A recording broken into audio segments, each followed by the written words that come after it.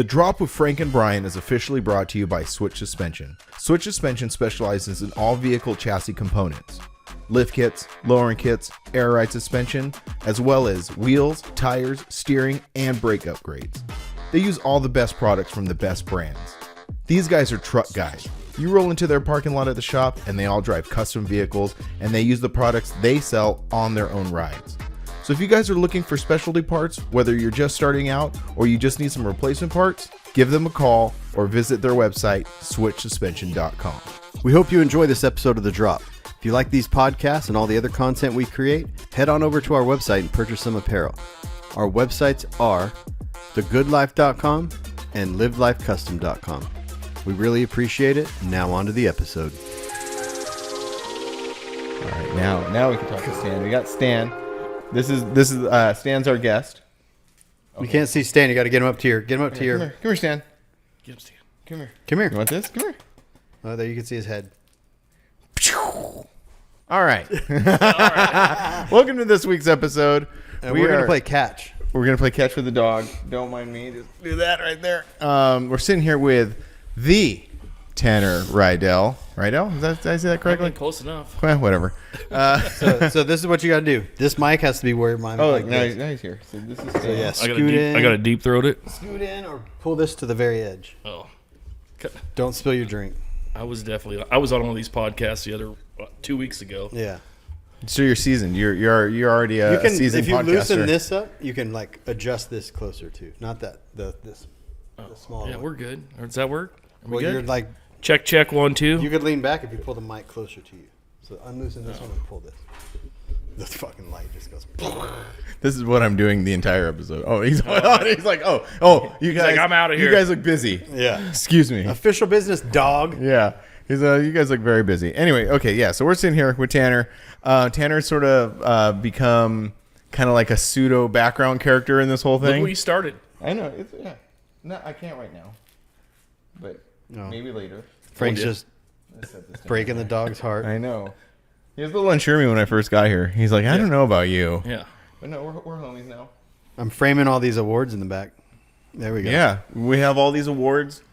Quite the accolades, quite the accomplishments. Some really cool ones. I've been to a few shows. Yeah, you've been around. That's where I want to start. I want to because I don't actually I know you, but I don't know a lot about you.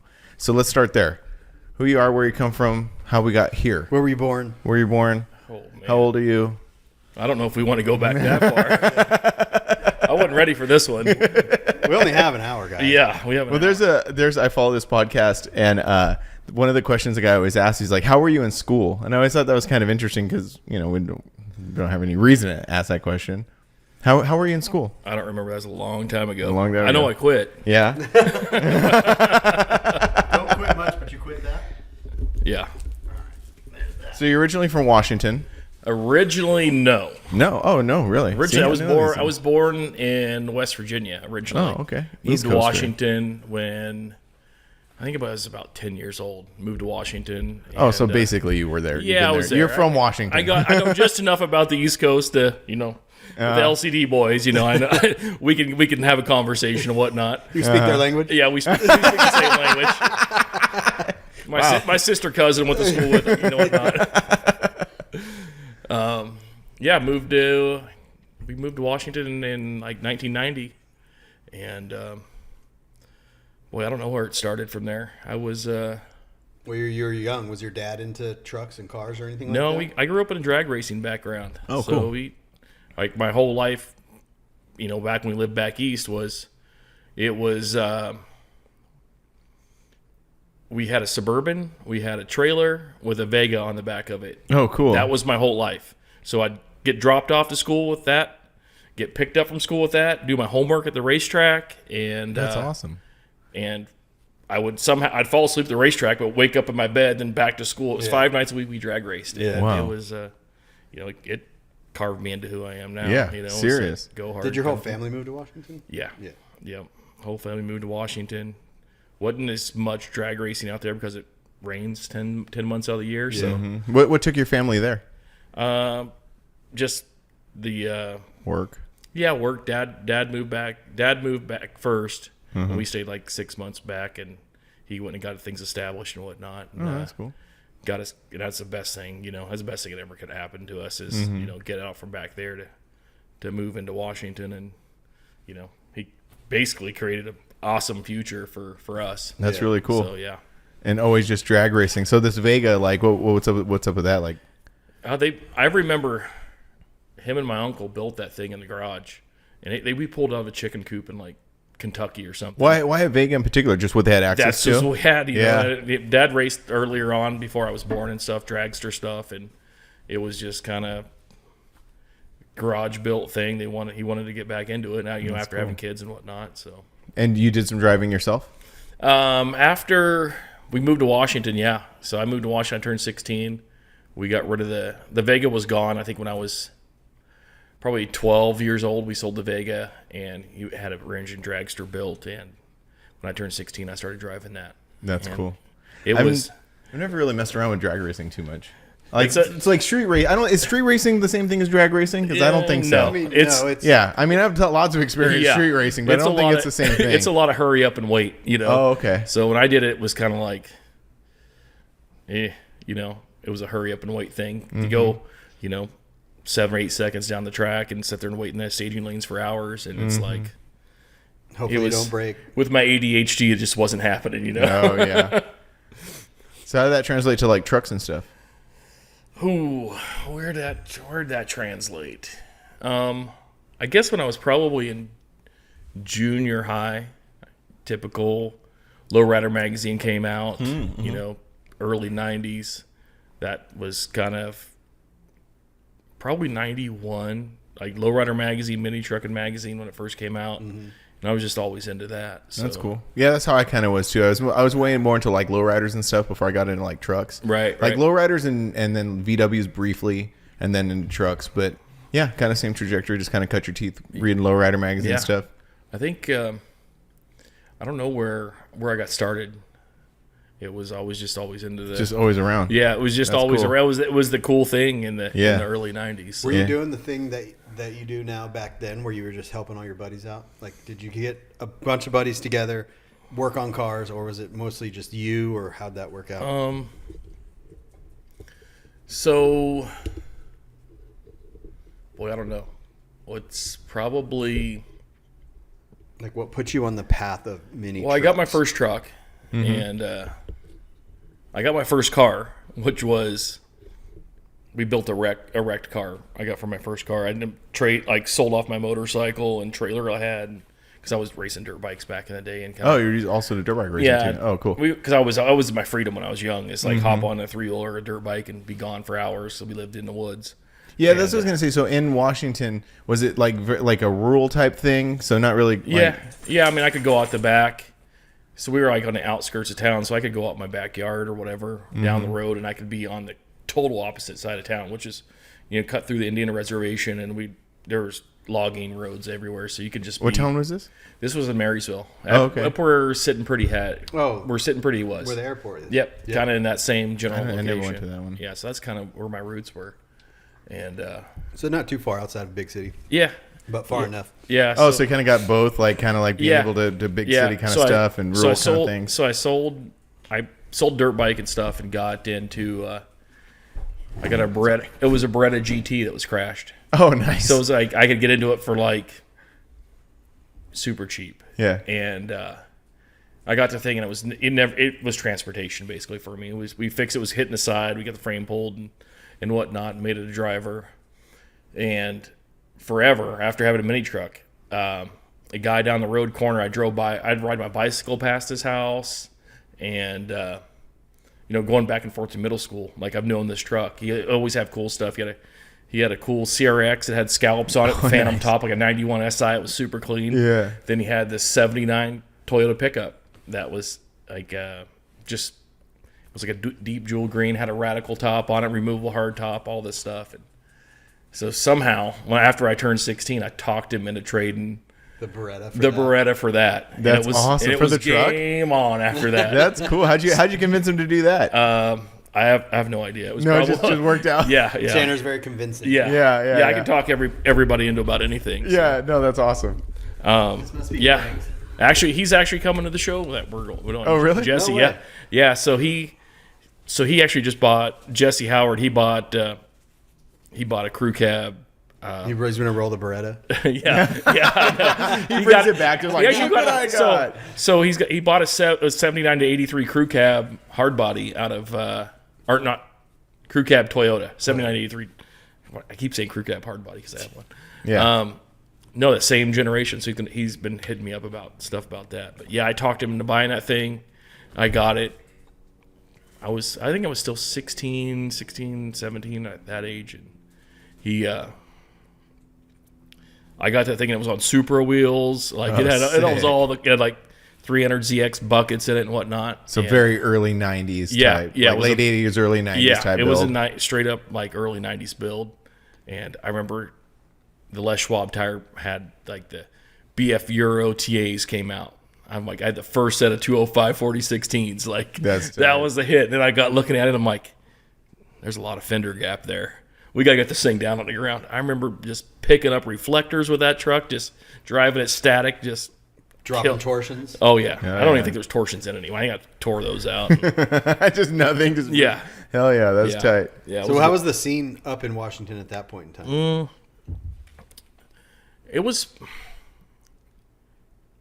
to be honest, I really wasn't in the scene like then. So you weren't I really was aware of what I happening? was aware of it, but like I didn't want to hang out with anybody. I did what I did because that's what I liked. You know, there was a few other people that did the stuff. Like There's a lot of people that get in, like back when I was getting into the scene, they would go to river runs. So it would be like, that's how I got into it because my buddy got a car and then I got a car, but then like the passenger, like say you weren't into nothing, I was just like, hey, you want to come to the river run with me? And then that's how you got into it. So Yeah. they weren't necessarily into the trucks. right. They got into it for the partying or the social side of it, and then the trucks were like that. They came second.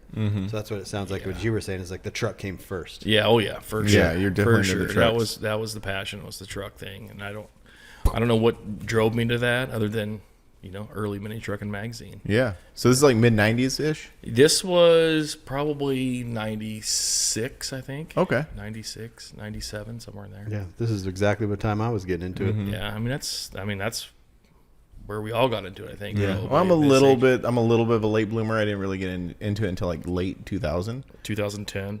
2010, 2024. Yeah. COVID got me. No. Well, welcome. Yeah. No. Well, thank you for having me. That's very nice. Everybody's been very, very sweet to me. No, I mean the cruising thing was kind of cool when I was that age, and the local McDonald's down to the Taco Bell and turn around through town, and pretty soon they had a no cruising ordinance in town. Yeah, and, they always ruined everything. yeah. But yeah. So then where did the step come into like getting into kind of the next level, which was like getting into like hanging out with the guys from like you were in Perfect Poise. Yeah. So were you in? Was that your first truck club, or was that? Yeah. Like, Absolutely. how did all that? First and only. Really? First and only. Yeah. So I mean, Perfect Poise has been around that long? No, I didn't get. No, he wasn't in a club for that. Oh, I I didn't- see. I don't think I joined. So so it was me and Buddy. So I basically that Toyota, I ended up cutting that thing apart. I ended up 4-pumping the thing. We drove it to Hot August Nights one year On hydros? on a 4-pump setup, 8 That's batteries in tight. the thing. Then went to Santa Cruz. We went from there to Santa Cruz. Me and Buddy Donnie from high school Driving this truck? We were going to go with one of my buddies in his Cadillac down at Hot August Nights, and we just said, whatever. He's like, all right, we're not going to make it, so we're not going no more. So I'm like, well, my truck's closed, so let's do something. And And Hot August Nights was definitely not a place for that truck. no, absolutely not. No, because I went to Hot August Nights. This is in Reno that you're referring Yeah. to, right? Yeah, and it's a hot rod show. It's like I don't even think you can have 80s cars. No. Yeah, I've never went, but I've seen like I never I've heard went about it. until then either. So I heard that was the thing. It was a big car show. I'm like, It's a good we're time. going. So we drove down there, no top on the truck, 4-pumped. We had like a seat in the back, like all this stuff going on. We got down there. I remember we were driving down through Oregon and whatnot. Got there and the voltage regulator went out of the thing. We're driving through the backside of Oregon. So I'm switching hydraulic batteries to the front to be able to, To have have the lights. headlights. So we get down there. So all of a sudden we got 8 batteries. They're all dead. So we go to Sears and buy a charger. And we're at a construction site plugged into the thing. Oh, We're that's sleeping in the awesome. truck, no top on it. Oh, it's a whole That's ordeal. sick. So is this how you learned how to wire stuff? Is this kind of like was it? I mean, it was I've been learning forced since thing? then. It's self-taught. Self-taught. Yeah, and it's kind of So yeah, that to bring kind of up to speed a little bit. That's your specialty is wiring, electrical. I mean, you do everything. Yeah, I mean, you can do everything very jack of all, professionally. master of a couple. But do you consider yourself like first and foremost like an electronics kind of I guy? like to be because I don't like getting dirty anymore. Yeah. Yeah. You know, and that's the about the cleanest thing job, is- and you can kind of name your price at what you do. You know, that's the best thing. So all your background is like all self-taught. All your Yeah, mechanical. I started a stereo fabrication? shop when I was like 13 years old. Oh, cool. So that's where it started, and I was always into that. I was gonna say, you remember how you and your buddy said you Yeah. started one? This is, Yeah. but this was more. This was probably like real. Well, Yeah. no. Let me. I was riding my bicycle to a I'm stereo gonna shop. hold on. I want to clarify that point because I know my friend listens every week. Yeah. It was real. We were doing real things, not very well, but we were doing things. To clarify, How many of those cars caught on fire? none of them caught on fire. But really funny, quick story. They all had dead batteries. My buddy had an Escort, and we convinced him to pay us to put a head unit and a sub in this thing. And it wasn't even like a sub in a box; it was in a tube, one of those boom tube things. So we do the whole thing, and every time we turned the headlights on, the stereo turned off. Wasn't a GT though. Did you I can't troubleshoot remember. it? Oh, come on. I can't remember that. I don't know. Remember I think we. I think remember we those were were hot. The Escort GTs. Oh yeah, Escorts are cool cars though. Like I always maintain that Escorts are cool. His was this. My friend's back then was not. It was like this 4-door thing, you know, which is will probably disagree with me. But the cool ones were definitely like the 2-door GT Oh, yeah. Escorts. They were Those sick. early 90s ones. Yeah. Well, they were like the They were like a poor man's Mustang. yeah, or actually, I was just recently watching a video when they were talking about Escorts, and it was sort of like the domestic version of a cool JDM car.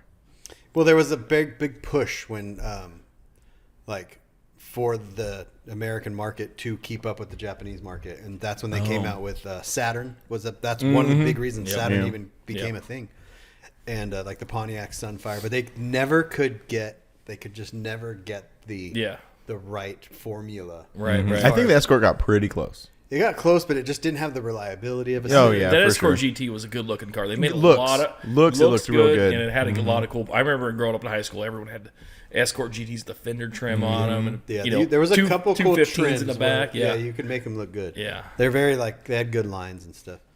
But yeah, they just didn't have like the reliability of the Hondas. Oh, for Yeah. sure. So Yeah, for so sure. after that trip to Hoggetts Nights, I learned that let's just say the truck didn't make it back.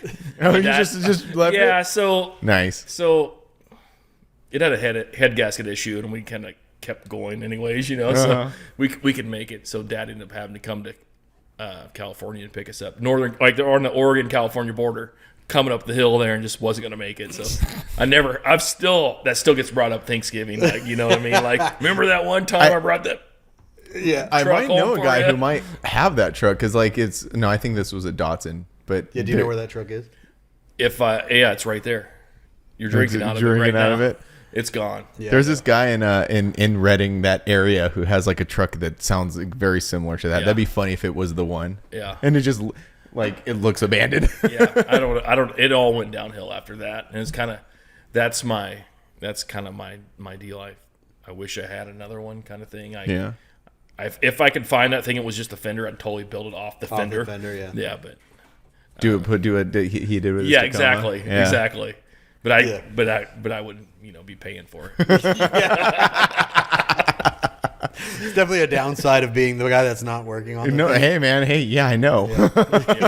Oh, learn how to use a camera. Maybe learn how to turn a wrench. Yeah, Just something Yeah. like, yeah.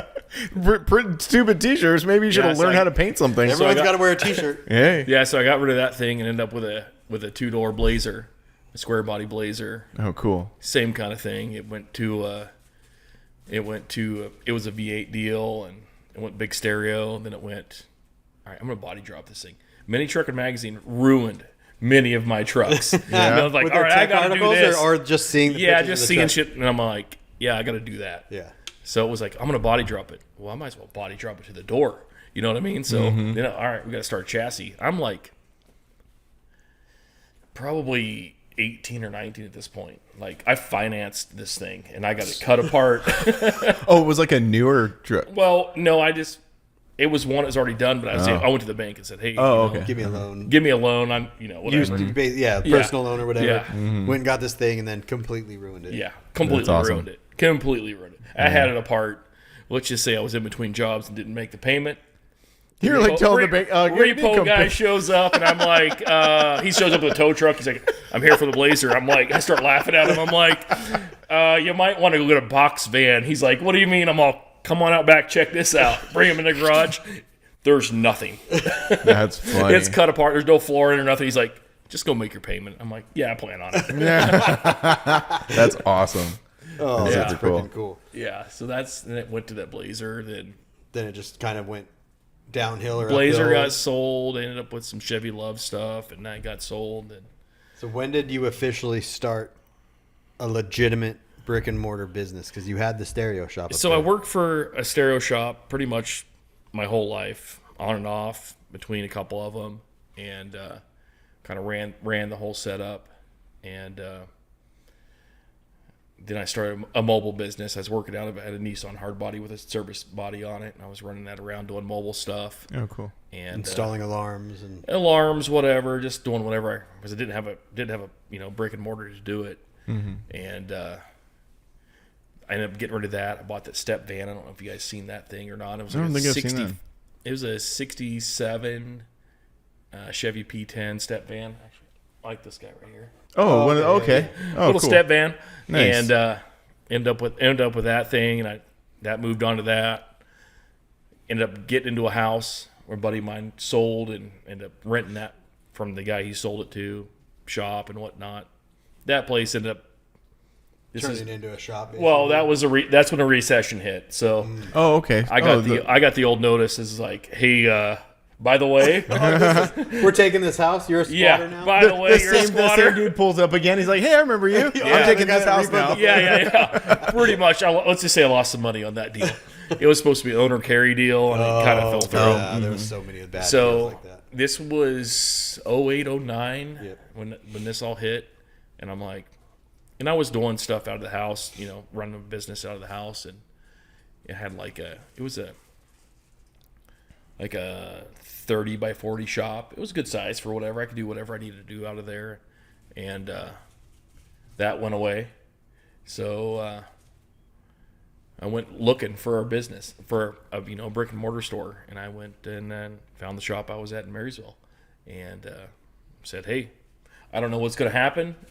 This recession's kind of a screwy deal, so I'll tell you what's up. I'll let you know. You'll be the first to know if I can't make the rent." And I was there for 10 years. Oh, wow. Yeah, So, have you always been Soundworks, or yeah. did that come around that time? that was just before that time. when Okay, I was at that's the house there. yeah. Yeah, Any particular reason you came up with the name, or just something you just threw together? I just threw it together. Yeah. Yeah, then moving down here to Phoenix, I found out there's a Soundworks in town here. So. Oh, really? I mean, Yeah. it is a kind of like a generic. It's spelled the same and everything. It's Oh, like, really? Yeah, it was Oh. weird. Yeah. Why is our generation like misspelling everything, like spelling in weird ways? Because we want to be different. Yeah, some of them are extra different. Like I didn't, and it's funny you don't realize it, but not the other day, but just recently I realized exactly how BioCustoms is spelled, Oh yeah, and I'm like, I made a video one time of, I think it was Jerry's Merc, right? Uh-huh. And I released it, and Jerry messaged me. He goes, "Hey, you spelled BioCustoms wrong." And I was like, mean right? "Actually, no, they spelled it wrong. I Yeah. spelled Oh, you were spelling it like- I and spelled he- them wrong." Yeah. yeah, something about like our generation ish that just really likes custom life. Yeah, with Like, a K. That's dumb. Yeah, I don't like C's. I don't like C's. Yeah. So now you're into that shop, and this is where the kind of like more of the mini truck stuff kind of takes Yeah. off. So actually, just between. So when I was at the other shop, you want to go back to the Perfect Poise thing. So one of the girl I was dating then went to school with Arlo, Oh, and so Arlo had. Oh, Arlo's also from the Pacific Northwest. Oh, so, okay. so I'm renting this place, and I got like Duck's old dually there. I've got one of Pickett's trucks there, all this shit parked at the house, and a bunch of body drop trucks and whatnot. And these guys come to town for the Sit and Pretty show, and John and I can't remember who else came. Arlo. There was a gang of people. yeah. So Arlo's dad lives up by that place. He's like, "Hey, I'm gonna go to my dad's place. I'll just drop you off over here.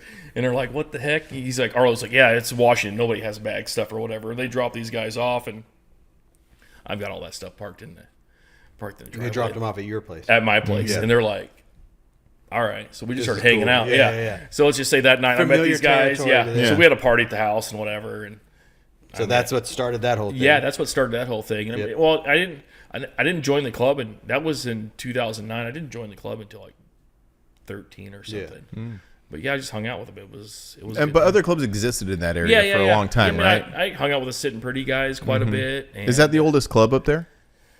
there's a that bunch. Northwest scene is very tight knit. It's like very contained. Yeah, but it's huge. It's spread Yeah. out through Oregon, Northern California, basically Oregon, Washington, Idaho, Right. like that whole area. Oh, okay. Yeah, so I spent years like not even in a club. I had just no interest in it or anything, and so it's like I just went around and hopped in people's tents and BS with everybody. Yeah, that's cool. It's just like I didn't want to be in a club kind of thing, and just like it wasn't a big deal to me. Was there like how was the scene back like growing up there and everything? How was the scene compared to like the West Coast, like Southern California or Southwest, or like where there was a lot of river runs and truck shows? Like, I mean, because I know there are truck shows up there and stuff, yeah, but like, I mean, in the Northwest there was a few like Drop Zone. Drop Zone. Oh, and- yeah, Zone was yeah. like and the summer, big- yeah. Drop Zone was the big one, and Sitting Pretty was probably the second biggest of that.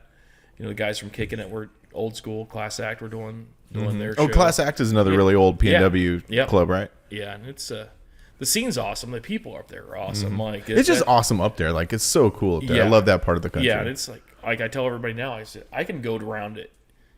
If I go to a show in the Northwest, I can just walk into someone's tent and open a cooler and grab one of the beers and sit down in someone's chair That's cool, yeah. and just start shooting it. And Yeah. it's like that's what's awesome. I mean, the vibe up there is super awesome. It doesn't matter what back window you got or anything. Yeah. It's like everyone's pretty chill. And that's just stemmed from it being such a close community and Yeah, I kind of think like so. everybody Yeah. knowing Well, each other. it's also stemmed from like there wasn't a ton to do. You know what I mean? So when there was something to do, everyone did that. Oh, Yeah, yeah. It's that's, There was like you couldn't drive to Parker all the time to go to the truck runs. You know what I mean? Like you had to create your own thing. and the weather up there is terrible. Like you got all these. You've got like July 5th through September that you can That's not raining. go to a show. Yeah, it's not raining or whatnot. So I visited there once. We were coming back from Canada, and we decided to like check all that area out, go through Seattle and Portland and like all those places. And we were coming through Seattle, and we caught it on like a really beautiful day. And we were like in some suburb somewhere outside of Seattle. And we stop in a coffee shop. We're getting coffee. It's beautiful. I'm like, this place is so amazing. We start talking to like a couple locals. And I'm like, it is so beautiful here. This is so nice. And they're like, you caught it on a really good day. yeah, This is not. it's like- 2 months out of the year. It's awesome. Yeah, this was in the middle of whenever the July. Yeah, so this is like the middle of July. So it's August, perfect, that's right? It. Some September. Yeah, that's Otherwise, it's raining. yeah. Yeah, well, that's why it's so like green and Yeah, stuff, right? I traded the Phoenix weather. It's 2 months of hell here to 10 months of awesome. Up there, it's 2 months of awesome to 10 months. Oh, it's the complete yeah, opposite. like Kurt Cobain gray area. Yeah. It's bad. But you stayed there for quite a long time, so you had to Yeah. like it in some Yeah, degree, yeah. right? Yeah, it was good. I mean, my roots were like planted deep there. I still got a lot of friends up there. And, I mean, that's the only thing I miss from up there is my friends. That's Yeah. it. Yeah. Well, when you spend that long there. Stan is jealous. Look at him. There you go. He needs some attention. I could tell when he's like really like he's like scratching like hey. Yeah, he's like, hey. So then you moved down here at some point in time. Yeah. Yep. So I moved down here 8 years You ago. met all those guys up there, and then now you have a friend group Yeah. here. Yeah. And you're like, well, fuck this rain. Yeah. Yeah. So yeah, I was like, all right, I just got a wild hair and is like, I'm out of here. Yeah. That's Like, cool. let's get out of here. So What year was that? 2018, I think I moved down here. That was so you were because that was when you had Yeah. the rig. Yeah, unloosen that Yeah. and then put it up and then retighten it. That's got to be Frank's. You did that. No, well, mine is like I over tighten mine. Oh, okay. I didn't This one's stimulate mine right yours enough. You gotta It's- like it was tighten. going down. You gotta tighten the crap out of it. Yeah, or else and it'll that's why I mess with it so much. I like to keep it nice and slowly- tight. Keep it tight. Like a nice and But tight. I remember because you had hit the the Forbidden show. Yeah, I was we were on one of moving. my so I closed down the shop after 8 years there or whatever. Yeah, probably 10 years actually. Yeah. Yeah, because you said 08 and Yeah. then 18. Yeah, that Yeah. makes sense. So I closed down shop, and I'm like, You had that big old trailer, that big enclosed trailer. And that's and now so now we're getting into like where I start to like you start to kind of like I start to see you, and Yeah. that's when we started going to the so right before I moved down here, I met you at relaxing. Yeah, the and that's first when I time saw the yeah. rig with the big enclosed trailer. Yeah, yep. Yeah. Yeah, you're like, who's this dork? That's what he said about me. Yeah, exactly. Come on. You came back and You're- like, that guy's real mean to me. Yeah. And I'm like, you see this nerd over there with all the crappy Look at t-shirts? this nerd. Look at this nerd right here. No, that was the first time like me growing up and being in the scene in the early 2000s. I always heard of Sid and Pretty, and I always heard about those shows. I wanted to always go, just never made it. So Right. my first experiences with the PNW was the Relaxin' show up there. Yeah, and that not to jump ahead, but that is the big reason why the Northwest Mini Nats is a thing now, because We'll segue right into you that. were you were involved. Yeah, with we're bouncing all over the place. Yeah, we here. are. Let's But you do were. it. Let's just get into it. Let's just get into it. But The you meat were and potatoes. involved in the Perfect Poise Northwest cruise. Yeah. Heavily. Yeah. So you not involved in that anymore. And then you guys always were like, Frank, come up to the Northwest. Oh, And yeah, we're just absolutely. like, the problem with getting us to a show is we need, like, that's what we do for money. So going up there and selling like $100 worth of t-shirts or $200, we're losing money at that point. We don't have a regular job to come back to and get a paycheck. So going to these, going up there, we need to go to a show that's going to be like a bigger show that we Right. know is going to be benefit. Not that we like, it sounds bad. Well, I but know, it's and not I'm always bad because weird like with everyone, talking about that. anyone that thinks that's bad has to realize they come home and go to a job. Yeah. Yeah, We yeah. come home and don't go to a job. Right. That was Because you our guys are job. unemployable. Yeah, exactly. Yeah. So like, Hey, welcome to the club. I know. All of us, yeah. I think and I think that's why we Yeah. identify so much Yeah. because we all kind of get it, you know. Yeah. yeah, but that's the thing is like, so then you get this group of people from up there that, there's the guys that used to throw relaxing in the Northwest. Yep. Some of the guys were involved in Drop Zone, right? Yes. Yeah. And then sitting pretty involved in that Yeah. show. So like to throw this one show where everyone can come and it gives everyone this like, oh no, I'm going to go to this show to support the Northwest. Cause like you said, we always wanted to go up there. It's just, it's far away. It doesn't sound far away. No, it's far. It's not. Have you ever driven a mini truck across the country before? no. From left to right? Never. No, No but big like, deal. It's not. It's possible. It's no big deal. So for most people, Yeah. it's far. Yeah. Or it's not. I remember when Eric went with us that one year, and we're driving, and we get to Oregon where you crash the trailer into the roof of the hotel. Yeah. And Yeah. Eric is not used to. He's in our club. He's not used to driving long distances. Right. So he's like, "Yeah, I'll go with you." And we get to up to was it Oregon? Yeah. You're like Redding area, like just Yeah, it's yeah. like It's climb the falls somewhere or up in whatever. there. And he goes, "Hey fool, that's a long drive." No, this is He goes, far. I just mentally don't think it's long because you're only one state away. It's Yeah. like Texas. Well, we learned that the first time we went. Yeah. Because like the very first relaxing in the Northwest that we went to. Right. Like we're like, yeah, we'll leave sometime Thursday. We picked up Chupis. We like hung out in Fresno for like 3 or 4 hours, and we're like, all right, we'll get going. And then we drove all night. Yeah. To get there. Get there Saturday afternoon. We got there Friday morning, just spun. We just don't even know what's going on after driving all night to get there. Yeah, and you kind of like you lose exactly how far You it just is. mentally think it's just Yeah, oh, it's like just one it's state up. one of Right. just in Oregon. Yeah. that can't be that far except for California's like It's Texas. It's right on Texas, its yeah, side. Texas like straight. Right. Wait, what? No. Anyway, I mean, California laid on its side is Texas. I've driven from where I lived in Washington down here to Phoenix, then went to you the come- pickets and work. So I came down. It really depends. I either come through Oregon or I come through California. But I've come down here like that 2-door Tahoe that I built that I had, the red one. I drove that thing. It's like driving a couch. So I drove that thing straight through, went straight to pickets and worked for 8 hours, then came home. Like it was a straight through deal. But Could you do that now? no, absolutely. yeah. So 8 years ago, yes. Yes. We used to drive to LST, Yep. Florida, straight shot, just Yep. stopping, driving, all this stuff. You Now, just go to mini nats that way. yeah. Now I'm just like, no, It ain't worth it. it's not worth it. It No. is not worth it. No. It's Now because you it get was there and you- before you could go hard for like 4 or 5 days, then have a recovery day. Mm-hmm. Now it's like go hard for a day and like need Have 4 or 5 recovery days. It is flip-flop. Yeah, 110%. It's not worth it. Like, it's just. Well, and like you were just saying a minute ago, to clarify, like you just did that with your Nissan. So you have a hard body Nissan 4-door that you built. Yeah. From you can explain that whole process, but you built it and then drove it to Mini Nats by yourself. Yeah, no big deal. Yeah, that's awesome. Yeah, that's super. It cool. is not. When you say no big deal, it is a big deal to people that aren't used to it. Mm-hmm. Well, I'm not used like to it. Frank? I'm not used to, like driving a custom vehicle. I mean, the farthest I've ever driven a custom vehicle was like maybe a few hours, Yeah. So that I've never even experienced that, which I hope to do. Well, Oh my god. jeez, intruder. What up, fool? Is that Aiden? Probably. It's probably Aiden. You hope it's Aiden. Whatever. Hey, welcome You got in. all these security cameras and none of them helped. Yeah. We still get murked. We're watching them or what? No, I can barely see. Oh, there. Oh, what's up, man? Yeah. How's it going? What's up? Hey, welcome to the podcast. Want to pull up a chair? Actually, no. Just kidding. So,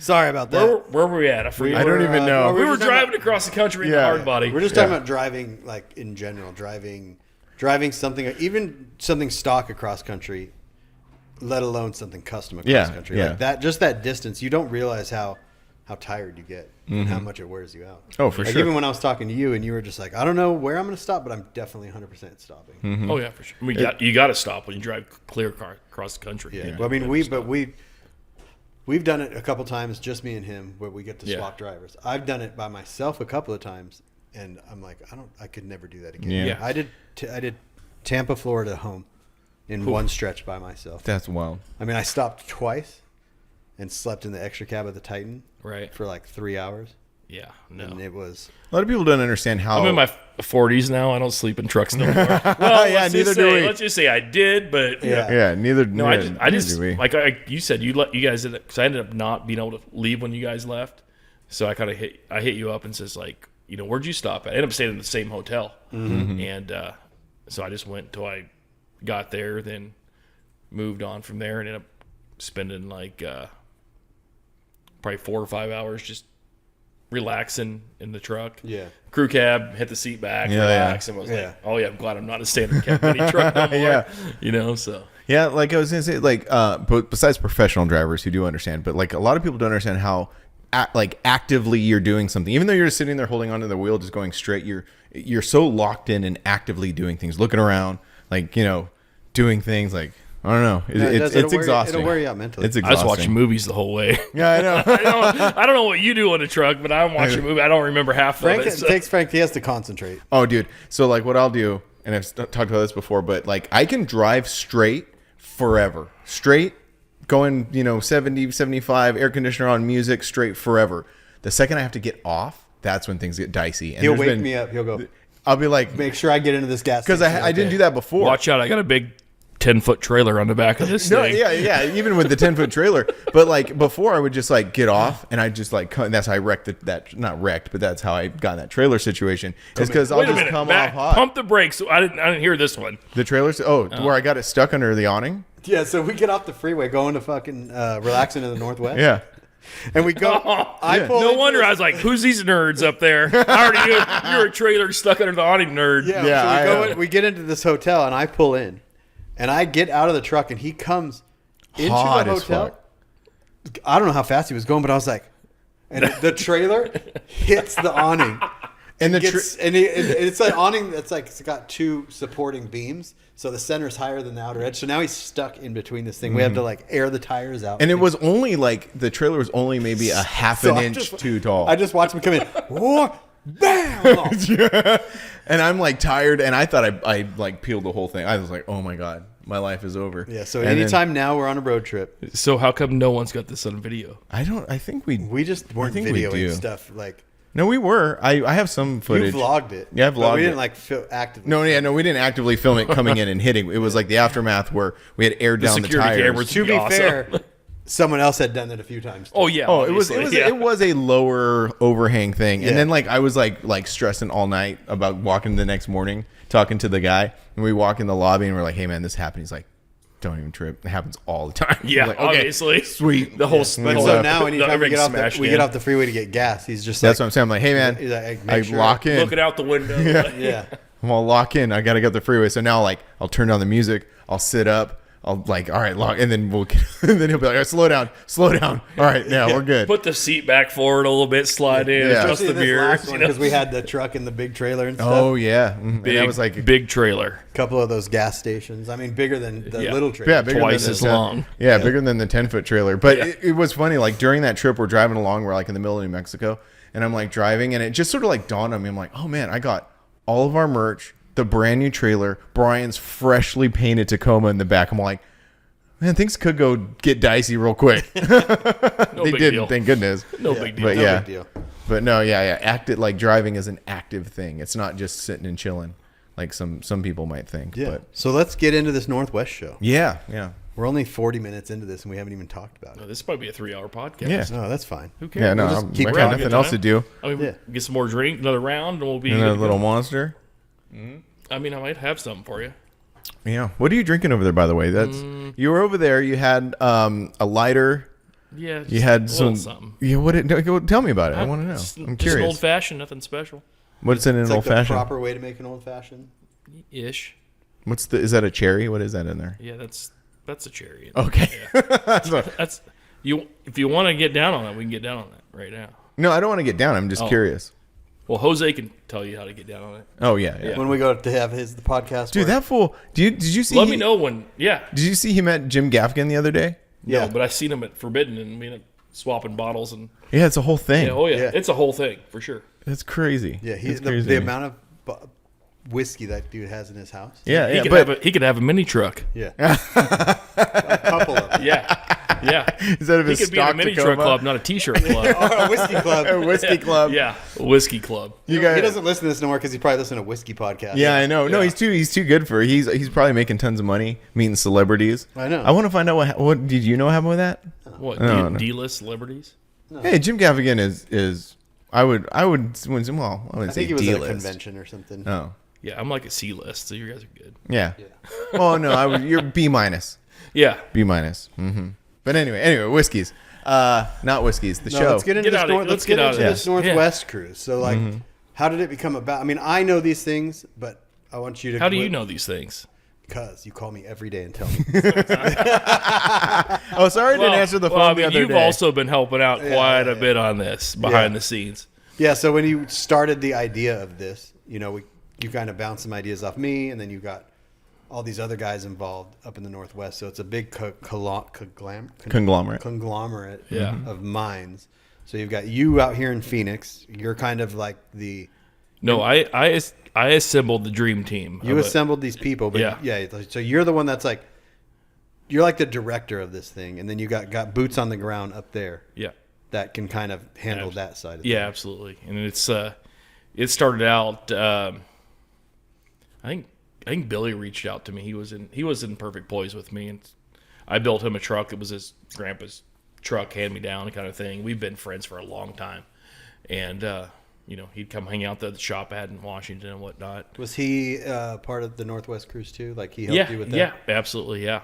And we had a lot of help from up there. And you know, he's like, "Yeah, let's do a show." And I'm like, "Well, you know how I do it. If I'm not going to do something small, like if we're going to do it, we're going to hang it out there, and we're going to lay it out for everybody. Well, we're and going to that's- do it big." If you want people to come from out here and Yeah. from other parts of the country, you have to. Yeah, It well, goes it's not- back what to you were what I saying was earlier, saying. It's, yeah. well, it's not about just, you know, whatever you want to have a show to have a show. It's like, if we're going to do it, let's do it big. Like, if And we're, but it has to make sense for people to travel. correct. And, you know, that's why I kind of, he mentioned it and I said, all right, let me see what we can do. And I assembled, you know, made, you know, phone calls to people that do it. And, you know, guys that were putting on shows, you know, guys that were heading up the shows that were up there, and guys that were heading up the shows everywhere pretty much, and said, hey, you know, if 10 of us put in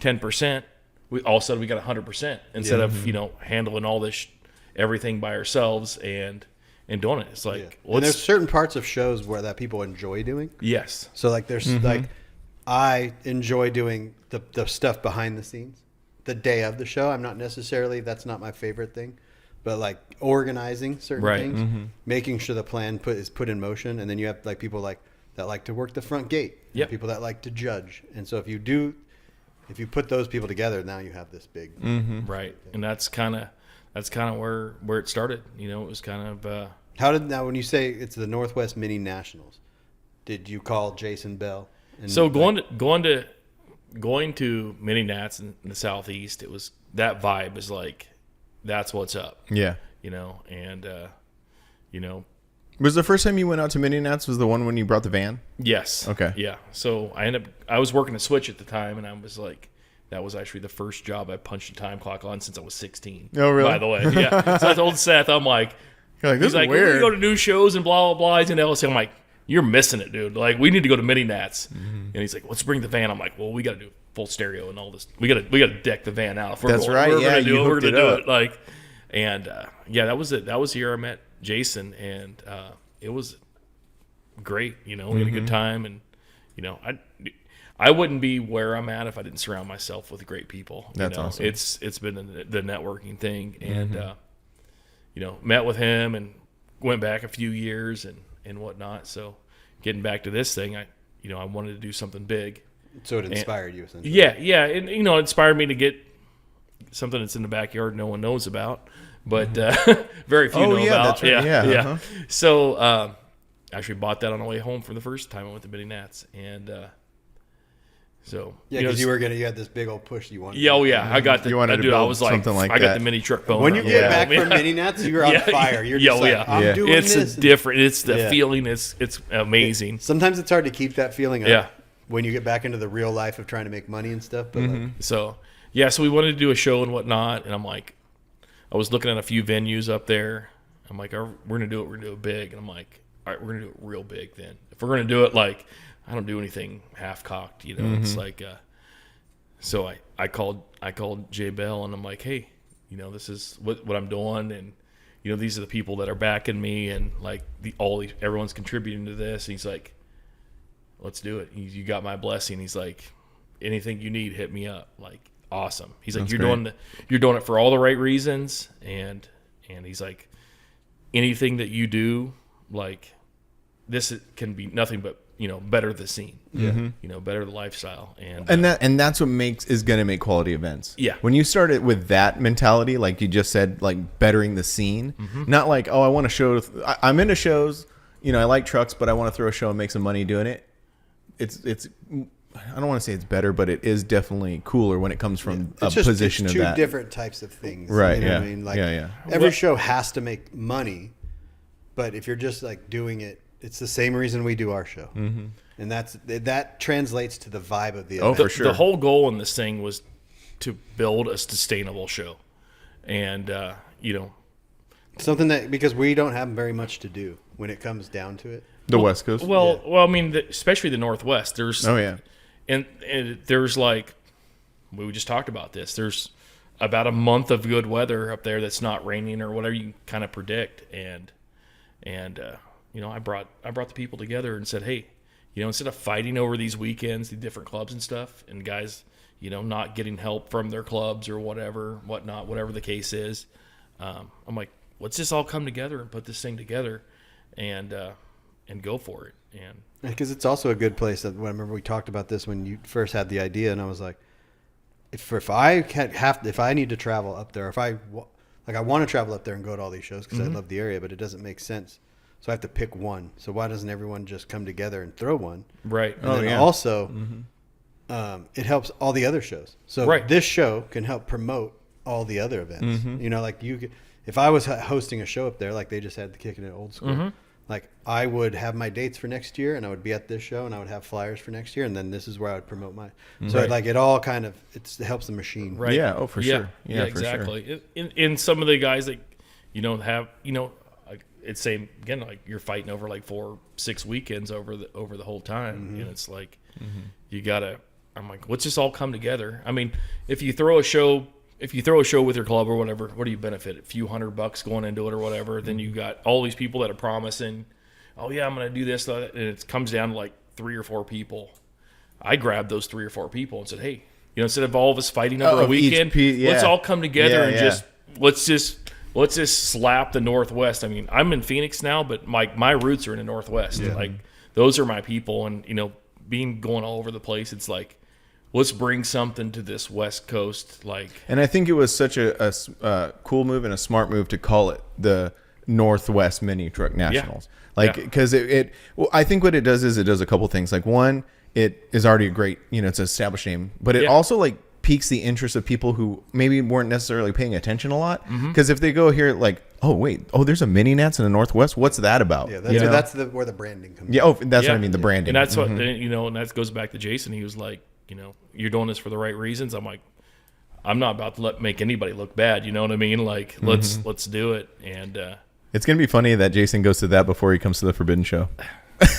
Is Jason coming out? I'm sure he will. Yeah. Yeah.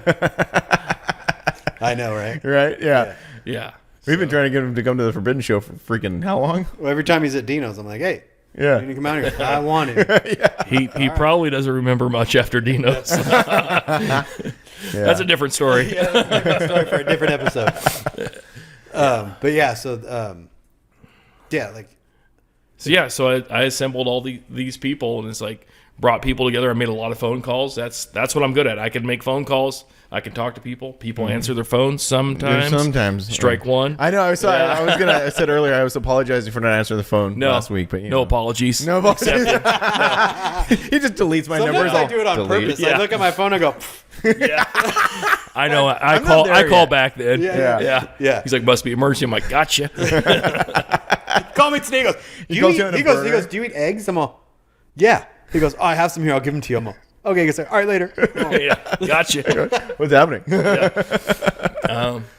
So yeah, I don't know where are we at now. We're at back to the. Well, this episode is going to come out a couple of days before you're cutting off pre-reg. So let's talk about this pre-reg, and let's talk about like the nuts and bolts. The nuts and bolts, and the reason that you're doing this. Because when you think of mini truck nationals, like you think, I just want mini trucks there. So you guys, I say you guys, it's all of the Northwest. all the Northwest. So like and the West Coast. You're basically being pretty strict on what you're allowing in because you want it to be a mini truck show. Yeah, absolutely. It's mini trucks, like I get Craig from Sitting Pretty. He's handling all the registration kind of things and whatnot. Yeah, and I'm like photo approvals and stuff. If it's a mini truck, it's in. Yeah. Period.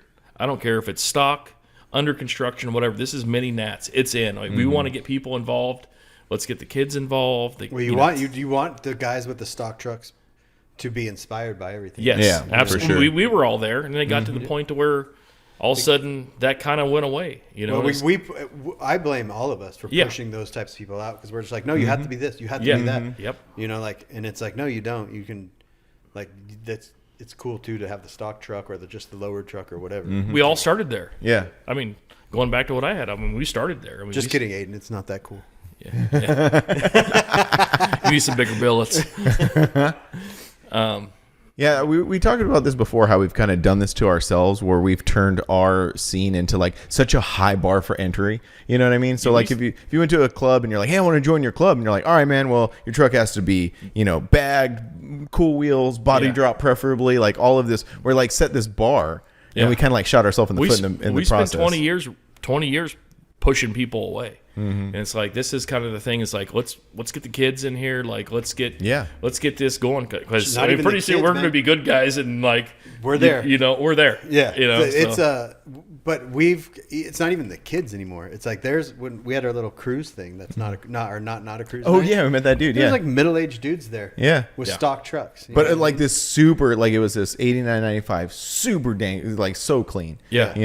Yeah, he wasn't no kid, but it was just like, that's the kind you want that too. Yeah. Because there's a ton of people up there with trucks that aren't necessarily mini truckers, or they're not in clubs per se. Right. But they're part of the machine. They got bit by the same thing we got bit by years ago. Yeah. And it's so so there's going to be other vehicles there based on approval, and there's camping. So let's get into this part. So you'll be able to camp. We've been to this venue before. Drop Zone was there. Drop Zone was Relax there. in the Northwest was there. That's why we picked it. Like it's the staple yeah. of the Northwest. Like that's the place. It's got history. Oh yeah, for sure. Absolutely. Yeah. Yeah. I mean, you look at that gondola thing and you automatically know what's going on. Oh, and also, you mentioned this on the Lay and Frame podcast. Did I said that right? Lay and Frame? Uh-huh. Yep. Something like that. The mics might have went out then. But You said that. You mentioned on that. You briefly said it, and it was like, we'll never find another town like Maggie Valley. oh, absolutely. Oh, not. yeah. I challenge anybody There's to do something like the that. closest to it I found was Helen, Georgia, for the Southern Werthersee, the Volkswagen thing. Yeah. But even that it had a lot of pushback. Yeah. From the city and from the and that's businesses. that's kind of why we chose this venue, because it's large, and like it's like a town within itself. It's gated in. Yeah. Like we'll have a cruising lane and stuff, so you Yeah. can kind of get that vibe. It's going to be a different vibe on it. It's going to own entity, but it's going to be a lot of fun. Also, You're never going to be able to. You can never no. replicate a Maggie town Valley. like Maggie Valley. No. Right. It's So what you're saying is if people expect this to be exactly like Yeah, that, yeah, you're not gonna don't- be in town Don't set your cruising. expectations No. for that. Yeah, this is completely different, but at the same time, it's going to have the same type of vibe. The only thing that was a pain in the butt like when Relaxin was there, because I don't know about Drop Zone because I was not before me, but I never made it to Drop Zone. Was when we You're were still cruising. peeing the bed then. No, I was around, but the club that I was in before all of this like didn't really go anywhere. So Right. these things were happening. Like Sitting Pretty was happening, Drop Zone was happening. My all these- Titan went to Drop Zone. I did not go to Drop Zone. Oh really? Yeah. Oh, And that's my funny. Titan, Big Steve, and a bunch of people drove my Titan up there. Uh-huh. And I think they just went up there and hung out and partied with some of the Glenn I drove his think truck that's up all there. everyone did was just went up there and party. Yeah, It was it was nuts. a crazy thing. Yeah. So it wasn't because I was like too young. It's just like I just never went. But during the Relaxed in the Northwest time, so the cruising was great. But like when where like the booths were set up and you'd cruise down here and then you go down to where the camping was. Right there is where things started getting The kind of bottleneck. weird. Right. Yeah, a little Yeah. bottleneck thing. Yeah. So do you have like something else planned so out? we got Ryan Anderson that put on. Our insurance guy. Oh, okay. Your insurance, yeah. It should be everyone's insurance guy. Yeah, I mean, I tried to get him to be my insurance guy. He's like, I can't help you. Yeah, better go see the general. Yeah. Shaq will hook you up. But yeah, I got him. He has boots on ground there, right in the Salem area. Eric Self, that was in Magical, that put on Drop Zone, is right there. So Has the grounds changed any since the last time we were there? Not much. I mean, they've done some improvements or whatever, but not much. And then So it's going to have that same vibe. Are you gonna have the indoor part for Yes. for That's what I show? was just gonna okay. say, yeah. So, Yeah, so- you have the indoor part. You're gonna have some things going on in there with Yeah. some special vehicles. Oh, cool. So as of right now, I think we have 7 mini truck cover trucks. Oh, nice. So we're doing a cover truck corral inside there. Then we're going to hand pick, other trucks, guys that come out full on displays and stuff like Heck that. yeah. And some of the stuff, trying to, move them them to inside. the inside, show them some love, kind of thing. Mm-hmm. Bring that indoor kind of indoor vibe and camping. and camping. Yeah. Yeah, Now, that part's since cool. this comes out right before July 1st, Right. is there camping spots available still? There is. There's camping sites. There's RV sites. Right now, I think we're sitting in like 170 tent sites already spoken for. Oh, wow. With tents. Heck yeah. Right at 90 RV sites that are spoken for, and we still have plenty. And we're right at like just 400 plus on. This is gonna be pre-reg. bigger It's gonna than. be big. Oh yeah, This is gonna be bigger like than like I said, Relaxing. I'm not going to be part of something. That's Yeah, not. I mean, yeah. Well, also, I've been you're dealing with putting- this in SEMA last year. Like, But you're also putting your name out there to people like Seth. yeah, Like you're getting these people. You're like, I'm drive all the way up here, spend all this money to get here. Yeah. You can't not deliver. oh yeah. You know what I mean? So he's like, So- there's a lot of pressure. So there was a thing for these guys putting on shows. We started promoting before the first of the year because guys not like us that have regular jobs, they get their time off right at the first of the year. They got to schedule it in. So we opened pre-reg. We said we That's were open. smart. We That's opened at the super first smart. of the year so guys can get the days off. We sold 300, just under 300 cars like the first week or something. Wow, Like, that's awesome. all this stuff. And so I went after, SEMA, like in, November, I was talking about, hey, we're doing this, kind of just, put the bug in everyone's ear. And so we opened up pre-reg and all that. So everyone's like, oh, what about vendors? What about vendors? I'm like, pump the brakes. Let me handle it. So come around March time. We got to plug that. Go plug the cord. I never plugged the actual camera into the plug down there. No, we were just talking about just how many spots you had left. You opened it up to get people to plan ahead and all that good stuff. So we opened up registration, and then went after the vendors. Said, hey, we've already got 300 and some rigs already registered for this thing. We've already got 200 plus spectator wristbands sold, which is unheard of. This is a real thing. This is not a hope and dream. Get on board and let's go. Yeah, if you're gonna do it, you got to do it. Yeah, and I've got 21 vendors that are going to be there, big dog vendors, nice. Other than you guys. But you guys we're not big dogs. You guys will be there. I'm not considering you guys big dogs. We'll just be in the back hey. This is fun. No, but it's gonna be. It sounds like it's gonna be awesome. Well, I mean, I've been excited. We're not taking our mini trucks. We're gonna take our new Overland trucks. My truck's gonna be there. No, our Overland trucks that we're talking his about. Frame, his chassis is gonna. Part of my his completed truck's gonna be there. It's gonna be the Tacoma, the frame, then me. So I mean, now if we just get Panda there, it'll be like a full circle kind of thing. We might just let's build it at the show. Jerk off. Yeah. A circle jerk around his new chassis. Yeah. Boy, that's a nice piece, though. I mean, all right. Well, it is a nice piece. That's your new T-shirt. Yeah, right. Just a circle jerk around your truck. Yeah. No, what I was saying is our Overland. We could, since it's a camping show. Oh, we could test that out with our campers. Yeah. That's a future discussion that we're gonna have. Yeah. You watch way too many YouTube videos. Yeah. It's a current van life. You think you can wire up solar panels and stuff. And, oh yeah. Yeah. I got you. Yeah. I can figure. I jack of all, master of a couple. So I will figure it out. We got some stuff cooking. Anyways, back to the show. Yeah, no, I've been excited for I mean, I knew it was going to be all this, but to hear you talk about it and hear all this stuff going on, it makes it more exciting. I'm super stoked for it. It went from a concept to quickly to it happening to now we're getting real close. We're really close. We're to a little over a month away. It's already done. The show's done. No, it's it's full. It'd be nice if my T-shirt guy would call me back. Yeah, I mean, the show is here. This is about all it can change. It's it's already done. Who's the presenting sponsor of the whole thing? So Central Welding is going to be our title sponsor. Oh, okay. So actually, going back to my shop in Marysville, it ended up getting sold, and they bought it, and they were right next door, a big welding supply company, and they'd always help out with Northwest Cruise. We do that. He'd just give us, some cool stuff, cool raffle items or something, and because I had quite a working relationship with them, and they could never come out because it always fell on their company picnic weekend. Oh, interesting. So that goes back to Northwest where you only got a select number of days. So I made the call and I'm like, hey, I got an idea. I said, you guys have been awesome, but now it's time. I want to put you guys front and center. I called up Marnie and I'm like, this is what I want to do. And she's like, all right, what do you want to do? I said, I want you guys there. It's not on your company weekend, so your retreat weekend. I said, I want you guys there. I want you guys to bring a trailer out, a couple sales representatives. I want to do welding demos. I want to do the whole thing.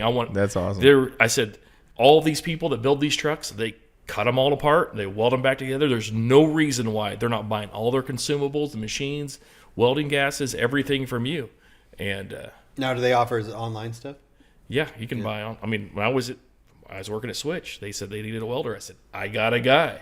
Oh, and cool. they yeah, I know this guy. And I'm like, I got the guy. And they're like, they turn out, apparently I do have the guy because they bought a machine from Central. And so if you're in the market for a welder, it's Central Welding. Central Welding, yeah. Central Welding out of... they're all over the Northwest. It's a big chain. Yeah, absolutely. Washington, Idaho, and Oregon. Oh, cool. The guys are awesome. I couldn't tell. They're like family to me. That's cool. So that's your presenting sponsor. Yeah. So the Northwest Mini Nats presented by Central Welding. Central Welding. And then your other big dog vendors. I've got Switch, AccuAir, Slam Specialties, Wiener Dog Fab. Those are going to be my presenting. Title sponsors. Presenting sponsors also. But other than that, we got Hell's Gate.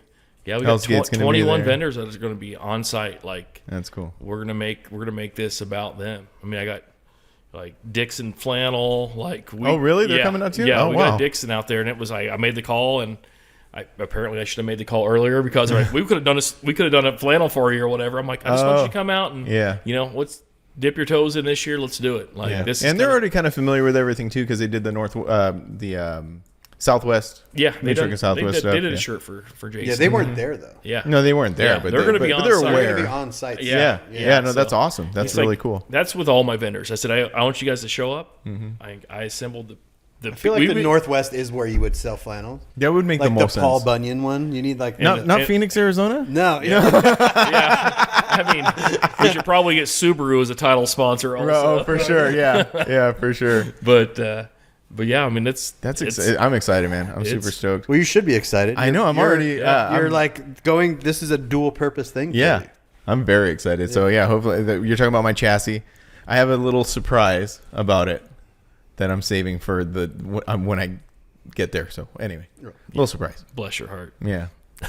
No. Oh yeah. No. On the scale of things, it's very little. Oh yeah, I'm all. You're just trying to save something as a surprise. Which is kind of that's actually so we talked about the show. We'll continue on, but that's a really good segue into like the other like kind of stuff you're into because you do a lot of stuff for Hogan.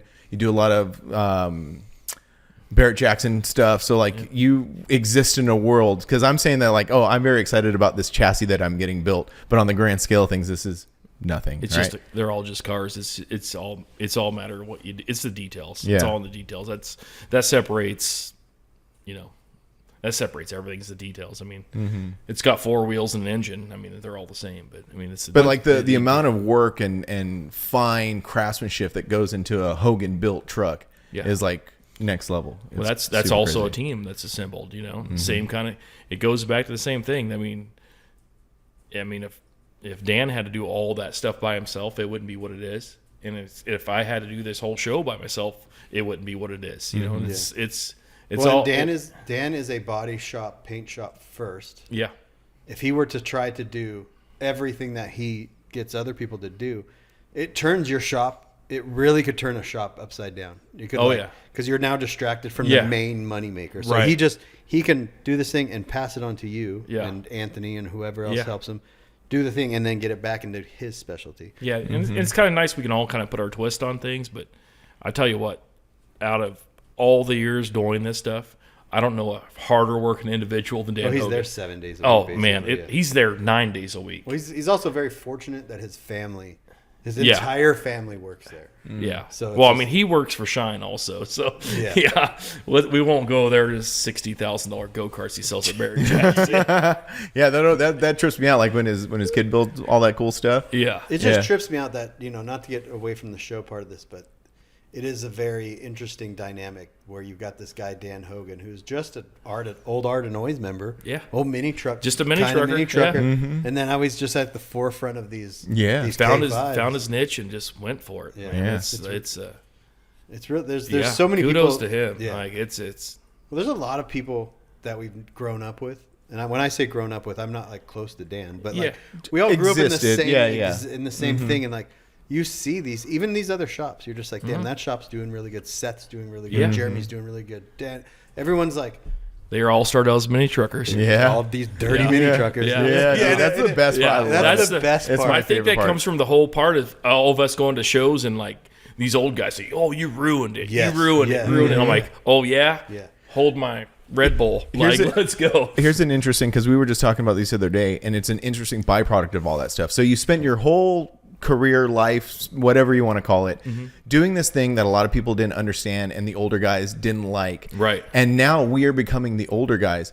But we can't get rid of that mentality. Yeah. We were talking about this, how we still kind of feel like the kids, Yeah. even though we're all middle-aged men now, but we Right. still kind of feel the kids. Like, But I it wonder also- if we'll ever get rid of that. I think, but I don't think we will. I think we're a new type of old man, and I think it also made us tolerant to the weird things kids do. Right. Oh, mhm. So we Except see the squatted trucks. Except the squatted trucks. Even that, hey, you know what? To be fair, if you strip those all the way back, it's just a Cali leaned mini Well, truck. if you strip the front end off the thing, it's Well- a lowered truck. Yeah, that's what I'm saying. Like, we used to cruise around, nose all the way up, ass all the way down, rolling Cali style or whatever, you know? Like, Yeah, But but, it just- we had adjustable I suspension. know, I understand, but But when I hear someone go, that looks dumb, like a cambered car or something, I'm like, Mm-hmm. no, that's pretty sick. Like, it, even though maybe I wouldn't do it or something like that, I remember getting hated on. I remember Yeah. the old Mm-hmm. men telling Yeah. me what it was stupid, or those tires are too low profile, Mm-hmm. or that's too dumb to be that low, or da da da. Or that's just a 4-cylinder mini truck. What you need a V8. You know what I mean? It's just like, let me do what I wanna This do. comes back to this comes full circle again to doing this show up there, and it's like, me talking to everybody. It's like, hey, what drove this in this direction? And it's like, it came down to we got rid of the classes, Oh. So where that's another someone would we had these stock, mild, wild, radical, blah blah blah classes. Well, then it went to your best ofs and your top 50, top 25, top whatever it was. And it took all the competition and the funness out of this stuff. So the two guys that were like in radical or whatever fighting for best of show. Oh, I see. Wanted to get best of show, while they were get a top 50. Same with the guy down 50 trucks down, like the same thing. Oh, and he got a top 50 too. It kind of, it makes sense. Then I Yeah. also got rid of, so you get bigger shows. So you couldn't do a top 50 with 51 trucks at the show. You had to do a top 50 with 200 trucks at the show. So that drove out the stock trucks basically. If you weren't super cool or whatever, you didn't have all the cool mods, you weren't getting the trophies. And because we used to have classes when we had our show at Paris, and the one reason why we don't have classes now was simply we don't have the manpower to do it. Right. And classes are very difficult now, a lot more difficult now than they used to be because of the different types of cars. Right. Like there's not just compact car, full size car, it's mini truck, full size truck. There's all these things in between, and you need Gray areas. You need the staffing to do that. Correct. The difference with this show and why it can have classes is because That's what I was going to say. So your show's got Because we classes. assembled the dream team. well, the with- dream with that, but you also are really only have mini trucks. Yes. So we had Yeah. mini trucks, full size trucks, full size cars, mini cars, mid size cars, Euro cars. you did Like, that. we had- You did that to yourself. yeah, but we had to do it To get car count. Well, we had to do Well, to yeah. fund the event. You know what I Exactly. mean? So And then when freaking 200 Scion showed up, when like, we had the sign now- on class, now we Yeah. have that. Yeah. So Yeah. it's like, so when we made the decision to downscale our show because we did it just as much for us as a club. Right. Because we don't care if only 100 trucks show up. Yeah. But they're two different type of events. Oh, yeah. No one wants to lose money at the show. No, You but know they're what I mean? two You're doing different. it- They're two different type Yeah, of events. correct. So like, what you're bringing back the classes is really cool because I think it's going to start to spark a little competition in Correct. people. Yeah, mini truck is like alive, and like I see right now with the mini trucking thing is like what I seen when I was 16 years old. Really? Like I see that spark going on, and it's like, all right, we're gonna feed this fire. Like and it's like It's a we're gonna perfect. bring- It's a perfect time to do. It's a perfect time to do it. And coming to assembling this team, we've got like four major clubs involved in this, and all of their members want to help out. So we've got the judging power. We're streamlining this thing to where it's easy for guys to judge and blah blah blah. But this is going to bring back the kids that are 16, 15 years old that are just getting trucks. I mean, I've got like 4 or 5 kids that don't even have their license yet, are building trucks with their Oh, really? dads. Oh, that's so cool. it's awesome. So we all of a sudden we've got the stock class again. This we're gonna do stock, mild, wild, radical. We're gonna do open bed and closed bed. That's why we did the pre-registration thing. So guys will be like, so we could look at these trucks and kind of figure out, all right, this is closed bed. We're to have this class. So we know what trophies to get, what classes to have, and all that. So because they had everyone submit a picture. Yeah. To get Oh, so you approved. already have like So a they really already- good idea. Yeah, Oh, no. yeah, So that makes sense. that's why we're setting up like pre-registration only. That makes a lot of sense, So we yeah. know who's coming, what's coming. Right. So And So if you're on like the a bunch fence, of- if you're on the fence right now and you haven't registered, like pre-register. oh yeah, you could do You that. have to, or else you're going to be shown in the parking lot. Yeah. I mean, that's just it. Like I'm trying to make it as easy and streamlined the whole thing with throwing a show is preparation. You know, Well, If anything. it also when it comes down to it, again, no one that's doing this is doing this to make money. So it has to be easy. Yeah. Because nobody wants to.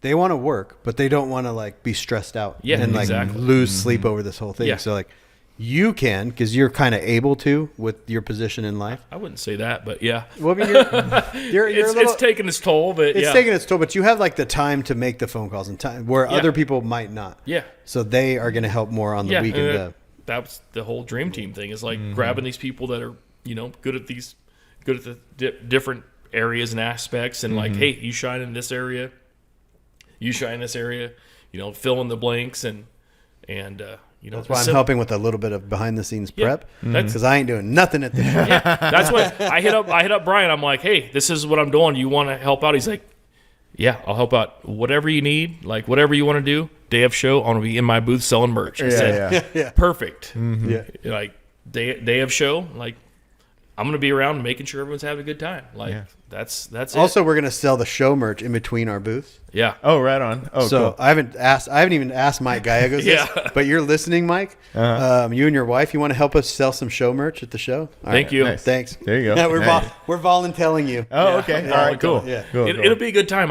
It's that's the whole vibe I want this show to have is family friendly, like everyone have a good time. Mm-hmm. Like I don't want anyone stressed out. Like it's I'm real just curious how it's going to be compared to when we were up there the last time. I think mean, the last time was Was it 17 or 18? probably 18, I think. I think yeah, because 18 was the last 19 one. they did it at the Nine- raceway, Yeah, they took it at Bedford. and then 20 that was it. Yeah, So 18 like was- No, there was one in 21.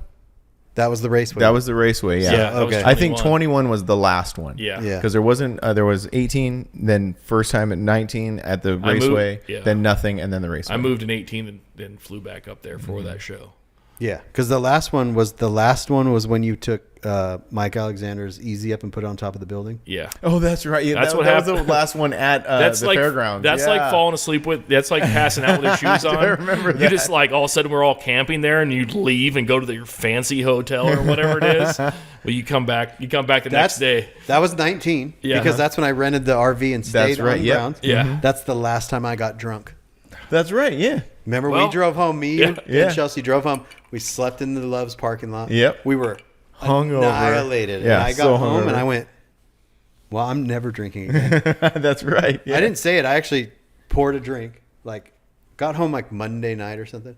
Wednesday went to like pour a drink and edit. And I poured the drink and I went, I'm tired. I'm going to go to bed. And then I went to That bed. was I it. left the whole cup. And that was It's like a metaphor. It is. It's like I'm Yeah. going back. I could fall off the train. Oh I my could just God. get wasted again. Hey, Wouldn't that be funny? No, Yes. Hey, no one likes a quitter. I know. Wouldn't that be I was not a freaking quitter. I was a hilarious? staller. A staller. Welcome to Northwest Mini Nats. Brian's like- falling you're off the like- wagon. It's helping me look like Will McDougal. Oh my God. Yeah. That was a good Same one. year. Yeah, That was the same year. same That was year. 19. Him passed out in the bush. Was that the same year? Oh, or it was was that the the same year year. before that? It was 18 or 9. I don't remember. It was an all blur. Yeah. No, because he rode up with us. That's right. So I wasn't 19. I was 18. That was 18. 18. Yeah, it was the first year I got back. Oh, that's right. Yeah, Yeah. that was the first year I came back. That But was an wouldn't interesting that be funny if you're like, one couldn't hurt, and then, And then that's just a wrap. Hey, everyone's asleep, and I'm just like, yeah, dragging my truck. Everyone's like, be quiet, hours. Shut up! I'll be dragging with you. Yeah. If you fall off the wagon, we're dragging that thing to the doors. Oh my God! Hell yeah! You hear the front gate open, and my truck Sorry, is out Panda. on the main road. Nice. Yeah, dude, I'm super stoked. It's gonna be exciting. Yeah, it's gonna be like for sure. Are you excited about it? Are you nervous at all about it? Not even a little bit. No? Like Does the way that you are just not allow yourself to be nervous? I don't know. I'm comfortable with the people that. Because I still get nervous with our show. Yeah, but But that's just me as a I person. think, and also like you talk about that often, but I also think that's just like trauma from Paris. it is. Yeah. A lot of it is Well, leftover yeah, trauma. there's a lot of there's no trauma because like I said, we all got together and everyone's doing this for the right reasons. Yeah. It's awesome. Like it's awesome. Like I think come Friday morning when people roll in, it's going to be the easy button. It's Well, especially preparation with is much key. prep as you Yeah. put into And it, you it know should be. how many people are already coming. Yes. I think that's a big. Yeah. That's where I get my trauma from. My trauma was from Lake Paris Fairgrounds when that one year thousands showed up, the cops came in, shut everything down.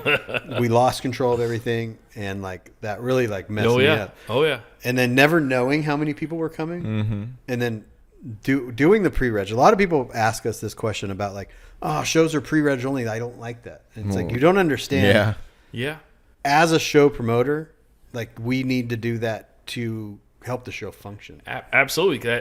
That comes down to like merch stuff. You know, Well, it like, also comes down to funds. Yeah, Capital. fun. So you to create figure capital, out what's coming in. but it also your expectations and knowing, like you said, how much merch to buy, how much, what are we expecting, and so there's no surprises because if you don't say it's pre-reg only, no one pre-regs. Right. There has to be an incentive. Right. So the incentive is either incentive is you ain't getting in if you don't register. Yeah, period. That's really the only incentive. Exactly. Because if you don't do that, no one's going to pre-reg. Yeah. And so they don't pre-reg, and then you go, I don't know who's coming. Yeah. I don't know how much shirts to get. I don't know anything. Well, this came back down to doing the classes again. So we wanted that. So basically, we did this, probably 50-50 between bringing revenue in. So we're all, Yeah, because it's a first-year deal. Yeah, so first year deal. You're starting at zero. and being able to bring the classes back, so we could kind of, all right, this guy is going to be into, Because you can pre-classify them. we can. You can pretty close. get it pretty close, Get it and then pretty close. fine-tune it when they Correct. come in. Correct. Yeah. And also, I think going back to the pre-reg thing, I think also what it does is it holds the participant accountable to go. Because like if you don't do the pre-reg thing, like it's like, I'll do it. Yeah, I'll go. I'm going. Yeah, I'm going to go. Oh, it's getting kind of close. Well, I didn't, and then they talk themselves out of it. So by opening up pre-reg, it holds that it's person so accountable. awesome jumping on social media and seeing people like Northwest Mini Nats Crunch, blah blah, and these guys like, dude, that's so cool. yeah, That's it is, so cool. It is so cool to like see people like, getting the bug again, like wanting to do something big, and it's like, it's awesome. Yeah. It's, we definitely were missing that in the Western Hemisphere, I think. So Right. you got Mini Nats, and you've got LST, and then there's a lot of big shows, right? But there, Forbidden's kind of you got your guys' show. You guys knows, like your guys' show is no slouch. I mean, Severn to Southwest this last year, holy shit. Yeah. There was a lot of attendance there. Like, there's no slouches over here for sure. Yeah. But like in the Northwest, there was, it's like I said, you get down to that 4 weeks, 4 to 6 weeks that you can only do. And was it? And, so and much. this is just me. I have no idea, but was it the same people going to every show kind of up there? Yeah, I mean it's a real tight. Real tight community, Yeah. but at the same, it's like the same. There's no new. Yeah. This is bringing fresh With that, blood this is- because I know people that are coming from like Kansas and like obviously the I East think Coast. we've got and, like, 6 trucks from east of the Mississippi coming out. Yeah. Wow. I've had guys from New Jersey driving out. Wow. Like it's awesome. It's a Canada. deal. There's people coming down from Canada, Canada, like, California, obviously, but like it's bringing like fresh for the people that live up there. Yeah. And that go to shows up there, and they're in that scene up there. It's bringing fresh blood to their ecosystem. And getting and kind of also, and also reignited. for me is like a promoter is this seeing these people, they're putting in effort to come over here, so I'm putting in extra effort to make sure they have the best experience possible. And it's like, all right, if I drove across the country, like I'm gonna expect some. Yeah. I was going to say that. I'm gonna expect I something felt to be there. that at our show this last year, and I had a little kind of eye opening, and I was like, oh, not that I didn't need to try, because like our show, the venue helps Correct. an extreme amount, but this year I was just like seeing the asphalt area. I was like, hey, I need to concentrate.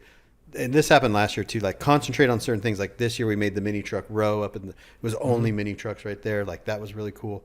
And then so now my focus is going to be the asphalt, because like you said, if these people are coming to your show, you owe them a certain Absolutely. amount of It's their vacation. They're taking their days Yeah. off. They only get a select number of days off a year, and they're taking those days off to come hang out with you. Yeah. And it's like you've got to show them you got to be a hospitality. good host. Yeah. exactly. Yeah. And then in being that the Northwest is your roots, you want to show. It's like what Graham when he did the Rolling in the Red Rocks. He wanted to show people his hometown. Yeah, essentially, yeah. like I really wish that would have gone on again this year. Like, yeah, it was a good time. Yeah. It's a difficult place to throw a show. Yeah.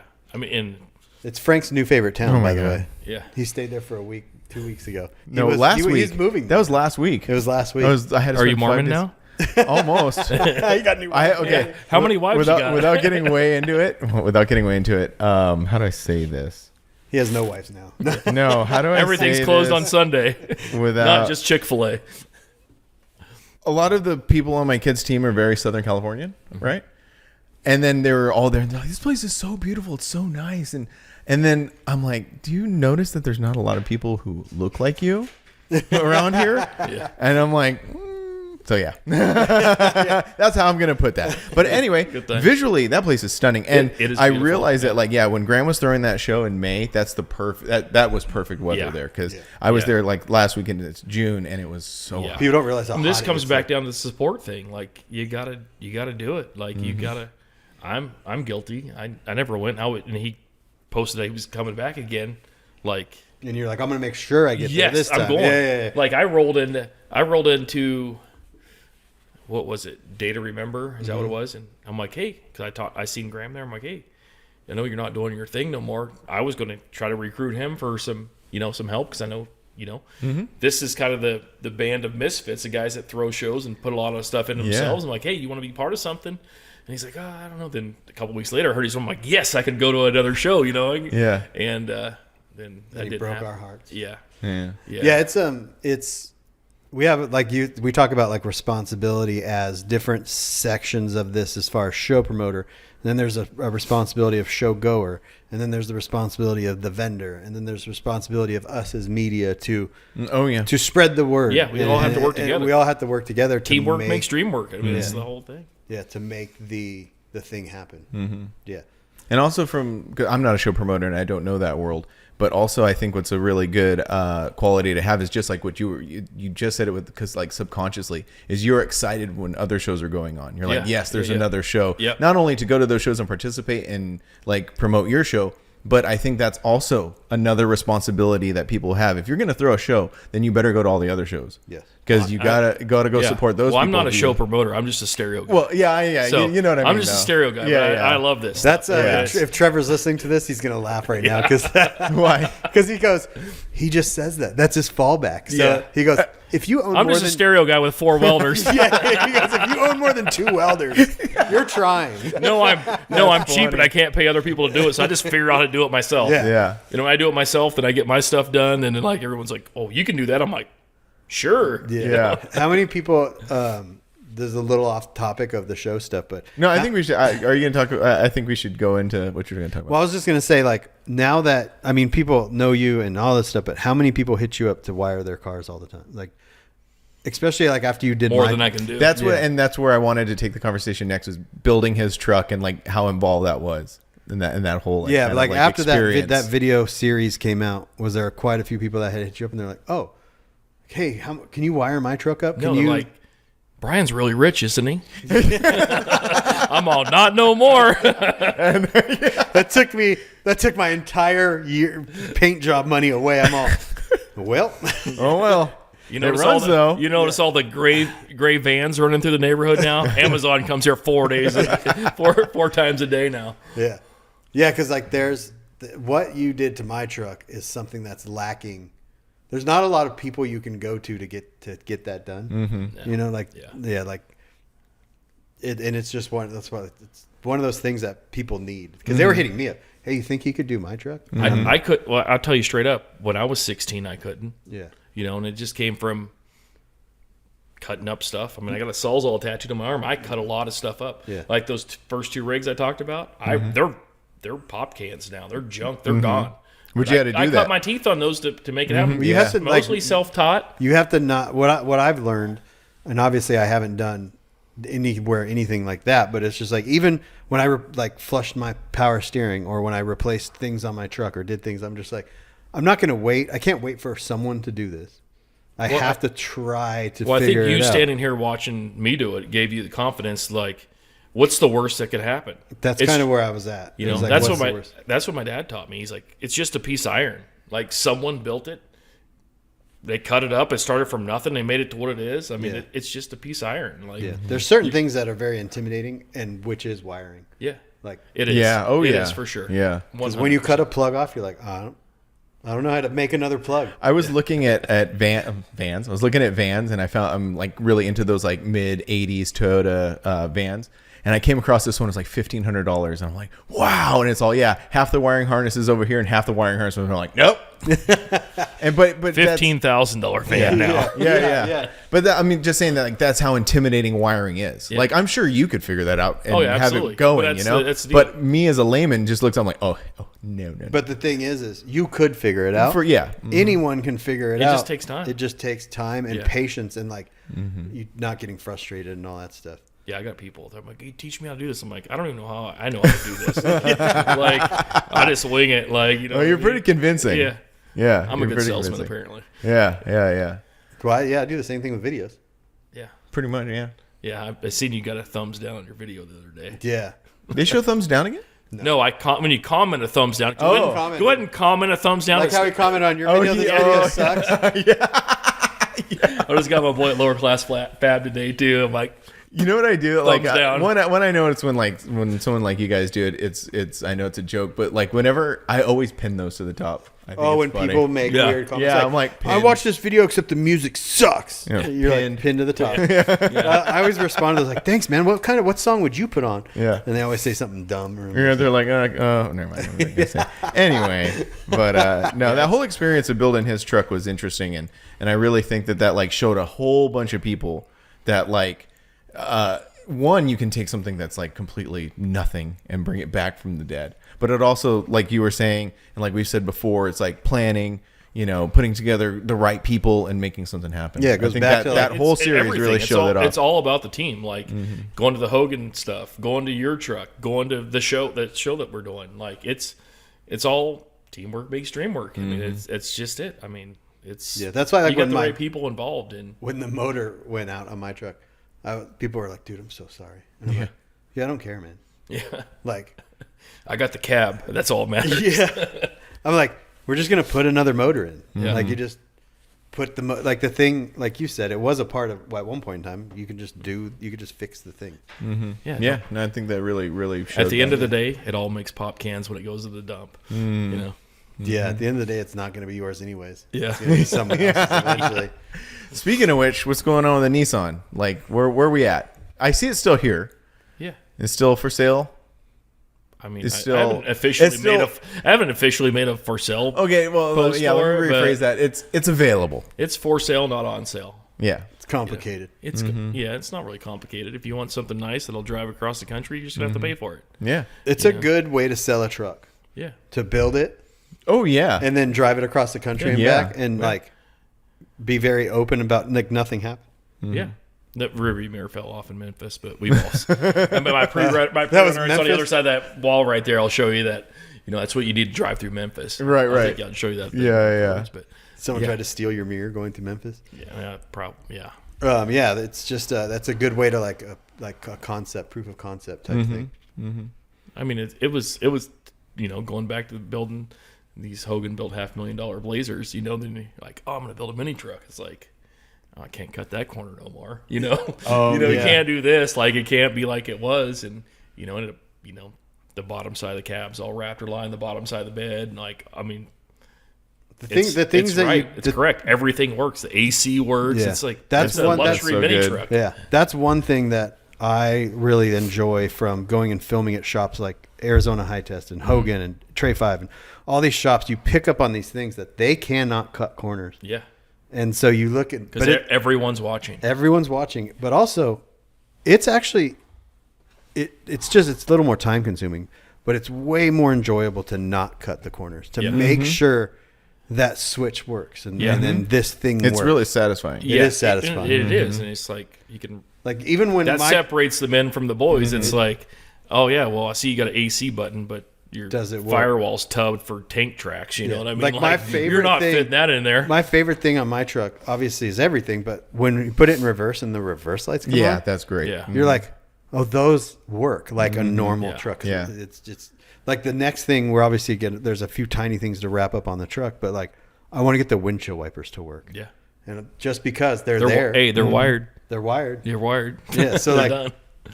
but it's just weird how I like have reverted No, back to like making things work Yeah. and making. I think it's because there's no reason why they shouldn't work. Yeah. I think before, like when we were doing stuff, there was tons of reasons like, oh, well, we couldn't keep the AC in this truck, or we couldn't do this because we were like, at the time, all these people were trying to figure it out, you know? And now I think we've come to a point where everybody has figured it out and there's no reason why none of this stuff But we used to work. just kind of go into things and go and throw, like just kind of throw it away. Yeah, yeah. We don't Saul's all tattooed on my arm. Yeah, Like, yeah. I just Or the cut a shit hole out in the of it. hood, you know, to pop The the motor door's out of it. open and it drives down the road and it drags. That's all exactly. that matters. Air conditioning is a big one because when Yeah. here, if you want to drive your truck at certain times, like you have to. Oh, have yeah. California, it's kind of optional. Like there, we're depending on where you live. But like, I would rather have air conditioning in my truck, even if I didn't need it. Yeah. Just to make it complete. Yeah, I'll drive down the road with the air conditioner on the windows down. Yeah. You know, I mean, it's like, But I'm talking about like when it like, so there used to be, or maybe there are some people still do it now where they're like, oh, the air conditioner doesn't work. Like, oh yeah, I couldn't because I'm like, no, you could. You just didn't want to. Exactly. That's the point that I'm trying to make. That's like, it's just if another. It's another skill. Right, It's right. another skill to throw in there and say, hey, like, oh yeah, I did this. Well, yeah. Well, my AC works. My this works. Everything works. That's one thing I can say about that truck. Everything works. Everything works. Like, That's why I tell people when they're talking about buying a truck, you could buy something completely torn apart and make it 100. For the average person, the best way to build a truck is to buy it running like you did. Like that S10 out there. Yeah. You buy it 100% working and then work your way from that. that's the whole deal with this thing. I mean, Dan Hogan gave me a set of tail lights. Yeah. Those clear tail lights came Oh, from Dan that's Hogan right. like years ago, and I'm like, oh, I'll eventually get a One hard day I'm body. gonna get a Yeah. hard body. Yeah, go full circle here, and it's Yeah. like and I said, well, if I ever see, I've always liked the crew cab minis, and it's like if I ever see this, I'm gonna get it. And What's wild is, so that cab was made into a 4-door, right? yes, that was a extra cab pickup, and the guy went to Mexico and bought like Nissan OEM crash parts from Nissan, which like the rockers, the B pillar, the C pillar, the roof skin, the rear doors, all that stuff. From a crew cab. No, from Nissan, brand new, Oh, brand new crash parts. Oh, And okay. They assembled it, and I went and looked at this thing, and I'm like, all right, there's one in the States, blah blah blah.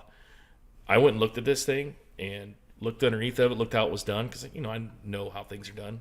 I didn't even hear the thing run or anything. I bought it for the cab basically.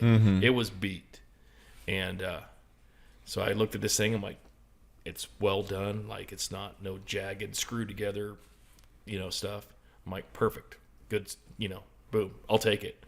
Then went got this thing and let it set for a little bit. Post up, I had it, and I'm like, if you're gonna do this, you got to start with some nice stuff. So I went and bought a really nice 48,000 mile truck out of Washington. Oh, wow. Because Washington, the interior stays super nice. I'm going to paint the thing anyway. So I grabbed all the interior, all the sheet metal, the motor, the transmission, the frame, everything, and put this cab on it.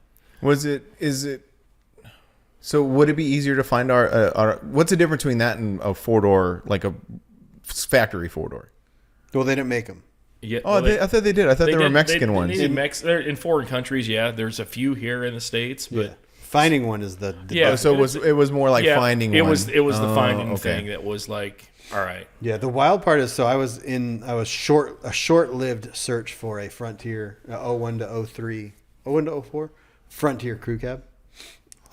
If you look at the doors on those, in the where the roof and the doors are, it's identical to that one. Oh, really? Oh, It's the same truck, and I'm The all, back seat that's in mine's out of a Frontier. Yeah. oh really? Yeah. Oh, cool. Yeah, they made those ones 01 to 03. Well, they made them 98, 99. Well, they made short beds. Yeah, and they made domestic trucks that were 4-door. Yeah. That Frontier. Yeah.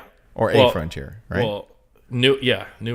Yeah. Yeah, But it was 98 to 01 they made crew cab short beds. 01 to 04 they made crew cab long beds. And short Domestically. beds. Domestically. Yeah. Here. Yeah. But yeah. not hard bodies. Not Those hard are all bodies. foreign. Yeah. Yeah.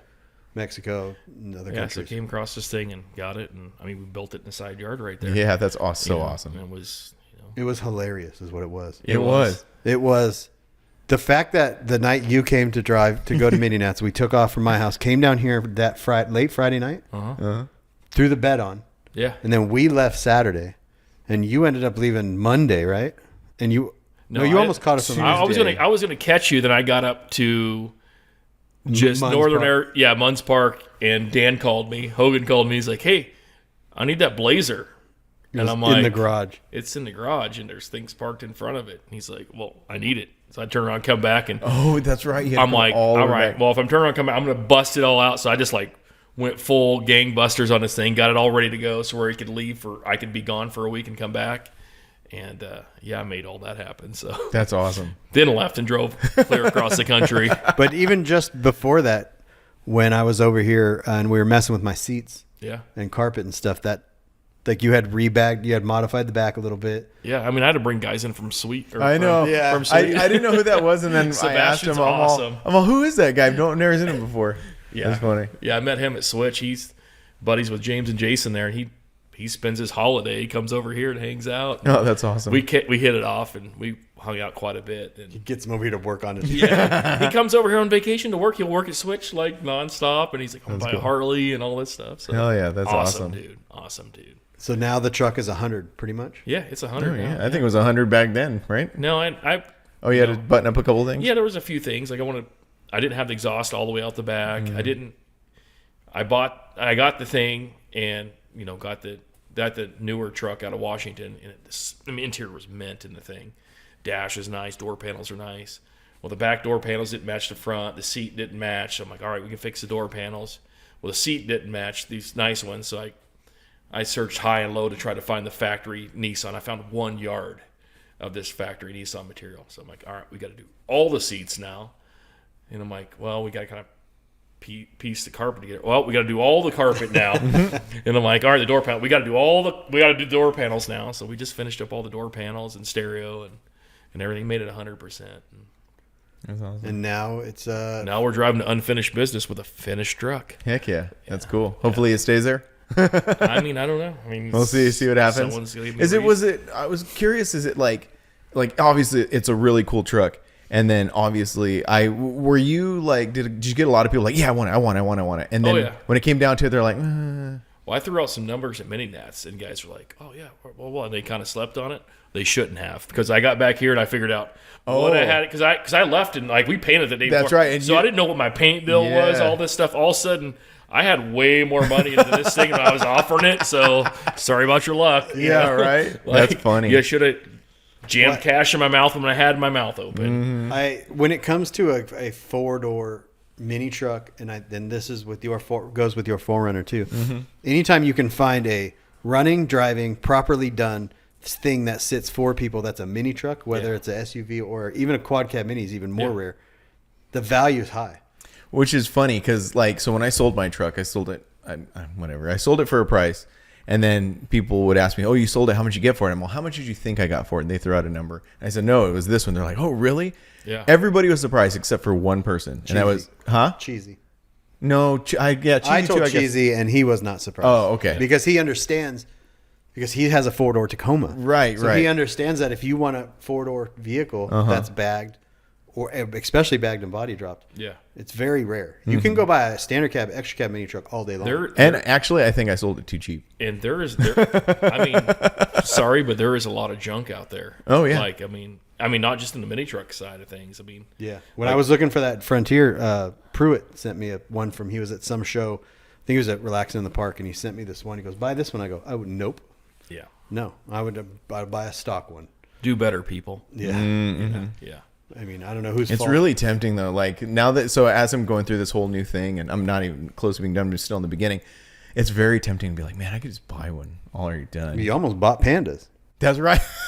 Almost bought Panda's Tacoma. Yeah, and he's like looking at Pandas, and I look. It I has go, a giant hole in the hood. Yeah, I know. This is before Why? that. No, It why? It's very funny. Yeah. But he goes, I was like, no, and even Trevor was like, no, you don't want this. Yeah. So it was at reunion last year, not this last reunion, the one Yeah. before. And Brent, our buddy Brent, was out there, and Brent is the ultimate hype man. He'll get you hyped on anything. yeah. So like I hadn't even sold the 4Runner yet. It was before I sold the 4Runner, but I was wanting to sell it and wanting it. And he's like, you should get that truck. He's like, you could do this. It's like this. I'm like, yeah. I'm like sitting in Trevor's truck. And then Brian goes, no, we're not doing that. That's not good content. Yeah. It was really funny. It was super funny. No, I mean, you started off one way with this thing, then I mean, the direction you're going now. I mean, there's It's the correct way. Yeah. I mean, just like doing his truck. I'm like, hey, we got to do this. There's a process to building these things and putting them together. You've got to have this in a certain sequence. And I mean, you're starting off right with the right bones and like everything about it. You started off of the good truck that you can drive around, shake down, engine, transmission, all the drivetrain stuff is going to be relatively the same. So the coolest part that I like about it is I have something to compare it to. Yeah. So like I drive my truck every single day. So once it's done, I can say it's either better than it was before, the same, or it's not quite right, and then work on those things to make it. You're not right. showing up with something with 5 gallons of water in the crankcase. I cannot believe that thing ran. Yeah, which is funny to go back to the like when the motor popped and everybody's like, "Oh man, I'm so sorry." You should be like, "Did you not watch the video?" Yeah, this was supposed to happen. Yeah, I was. Like, there were certain people that knew it was going to happen, and then there was me who knew it was going to happen. But I put that way in the back. Wishful thinking. When we were at Chubbs or a Day to Remember, and we had to run an errand, so we grabbed my truck, ran to the trailer, and he's like, "What's that noise?" I'm all, "I don't know, it's like a throwout bearing or something." It's all it was a bearing, all right. Oh yeah. It threw itself into the oil pan. And you know what? I'm honestly thinking that water and all that aside, if the oil pan wasn't smashed and it wasn't starving, I wonder if that was more of the culprit than the water. No, I think it was all the rust that was in there. I mean, there was no saving that thing. I'm like, I mean, just like it's amazing that it ran. And it never actually. It ran pretty decent. It was still running. It was still running. You got it. You got it to run good, but I mean, slap. What's the heaviest weight oil they make? Slap that in there. Guess what? It was just like all the rust that was in there was starting to break up. I mean, if you would have drove it like 10 miles and changed all the fluids and kept doing what we were doing, you may have been able to save it. But then that makes sense. Then the so just gets clogged with all that stuff, starts starving for oil, and there's just and the contaminants rolling around and everything else. And just because I had no comparison, right? I had not driven that truck or any 5-speed Tacoma in forever. So when I got in it, I didn't have like this baseline. Now, with the new motor in it or whatever, it's just like, oh, this thing is. Yeah, I gotta put my neck brace on. Yeah, it's so fast. No, it just feels like. Hey, compared to my truck, it's a race car. Yeah, it just feels smooth. Yeah, it's just like, oh, dude, I mean, you've been in it. So I made a comment to him saying that like when we were out at Mini Nats, like that truck is tight. Yeah. Like I rode in a lot of trucks that weekend, and I said this before, and I feel bad saying it, but I think it illustrates a really bigger point. Is I rode a lot of trucks that weekend, and that truck is tight and it's nimble and it runs well and it drives well. It had to be that way. So like when he was like, he's like, this is what you need. So he would just send me stuff, and I would just like add to cart. I'm just like, I need this to be as reliable as I possibly. I don't want to cut corners as much as I possibly financially could, but. Like even now, buy merch. Yeah. Me too. Yeah. No one likes this shirt. No, still no one likes it. It's the Mazda shirt. You can give me one. I should have brought some. Sorry. Oh, that one's got billets on it. That must not be your artwork. No, it's not actually. No, that's Tristan. Yeah, Tristan did this. Yeah, Tristan's awesome. Man, some of them do good and some of them don't. Yeah. Oh, and now I feel bad about like now Tristan's like, oh, it's not your art. Tristan, don't worry. I tell you what, that shirt right there will sell. That'll be gone at Northwest. That's what I'm. Northwest is Mazda Central. Yeah. That's what I'm pretty much figuring. Like going back to Tunas, help us out in your truck. I think he's got like 9 Mazdas at his buddy's house up there. Like it's Mazda Central up there. It is a very weird like Mazda thing. You know what I mean? So, Mazda, Toyota's crazy. Hard bodies are crazy up there. S10s on the East Coast. Like old school S10s. Yeah. Square body S10s. Yeah, it is interesting how like different patches. Yeah, different patches of things. The East Coast explains it because of the rust. Mini trucks are all single pane. Like single body panel. They're thin, they'll rust away like that. Where S10s and stuff are a lot of dual. Yeah. Someone really took good care of it if it's back there. Yeah. I almost had my stock chassis sold. Really? I was on Reddit, and they have a first gen Tacoma subreddit, and some dude had just a rusted out thing, and some shop was going to charge him. Oh yeah, I think like $8,500. Oh, that's right. Those rust out. You could probably find some of that. That's what I mean. Yeah. I was talking to Tony about it. Shops that bought it from back east that like used car lots. They put them up in the lift and it just So what I'm going to do is I'm just going to advertise like a full rolling chassis. Yeah. Hopefully sell to someone back there. Up until a certain year, which was pretty recent, Toyota would replace your entire chassis. Yeah. It was pretty wild. Yeah. Yeah, you definitely sell that thing. Yeah, I was talking to Tony about it, and he's like, "Oh, for sure." So work on that. But yeah, but it was so this dude, he had a first gen Tacoma, completely rusted out. The shop is going to charge him because he already did it, like $9,000 to just basically almost just like sister the frame. Yeah. Is how the way he described it is the best thing that I gathered from Just it. overlay it or something. Basically, yeah. And I'm like, dude, I have a entire stock chassis that in a couple months he's like, I'll sell it to you for $8,000. oh, I was gonna say Yeah, 2,500. No, don't do that. Don't do that. Start high. All right, good. See, these are the things. These are the things that I need because sometimes Don't name the price. He names the Yeah. price. Okay, all right. Well, what do you think? Yeah. How much? That's like when someone like in his world they say, "Well, what's your budget?" You don't ever ask someone what's their budget. All right. Because they're not going to tell you their budget and your no. I'm all like, give me like 25. Oh, they could pull the money out fast enough. Yeah. Okay, Yep. good. All right, let me write that. You're all 2,500 and I'll drive it and I'll bring it to you. I'm like, what? All I know is getting back to the show. I mean, this vendor area is going to be bonkers, dude. Yeah, it's gonna be fun, it's yeah. going to make a mini Dino's. Like, I think we got 23 vendors and they're all solid. I mean, you guys are going to be there. Like, it's going to be solid. Yeah. Like, Are you worried about space? No, No. not even a little bit. I We mean, kind of- if everyone that comes this year brings a friend next year, we've got room. Oh, cool. And the following Next year you're going to have more room. oh, we'll even have more. Yeah, That's what we have. this Oh, year is there there's something cooking? Well, this year there was like some prior events happening. yeah. Because it's a fairground, so there's different venues within this thing. But like, Yeah, we could have a lot of room. Like, this place is like Yeah, 'cause I 10 remember- square city blocks big. And I remember that the Relaxin' show only really took up a small portion Yeah. of it. Because I remember like the guys who were washing cars were like farther out, but that was still like a huge area back there. Oh yeah, there's a lot of room to grow. it's going to be set up very similar to that, but the opportunity for growth is there. That's Yeah. awesome. That's I mean, cool. there's 3 other indoor areas we could take. Yeah, also. you're not going to outgrow it. is No, essentially That's what it awesome. is. I mean, they don't make. There's not enough mini trucks left on the road to fill Yeah. this place up. Yeah. That's cool. Heck yeah. I mean, yeah, it's- I'm looking forward to that. And It's gonna be cool. Like, I mean, talking with the guys, we're gonna do a whole construction zone for cool. everyone that's under construction. So Tanner has a lot of ideas. Sometimes I worry about it yeah, because he'll call me and be like, "Okay, we're going to do this," and I'm like, "Okay." yeah. That's a lot, but you're all right. So yeah, hey man, so we're gonna do good though. We're gonna do a construction zone. Talking with the guys, we're gonna do a construction zone that kind of highlights everyone that's in the build process. Mm-hmm. You know, I've been in that situation myself. You know, like Is it a mandatory construction zone? absolutely. All right. So if your club shows up, Then you're under construction. You've got your own show. yeah. So don't feel like you're being left out. Feel like you're actually being more. It's like you're special. Oh, Yeah, okay. it is going to be special because we've actually worked out something really special for this deal. Oh, cool. But so we're going to do a whole construction zone. If you're under construction, you're going to be in a construction zone. We're doing a whole area that's for cool. everyone under construction because me going around, people going around, you guys probably notice it too. You walk around a show and you'll see a truck that's, oh yeah, check this out.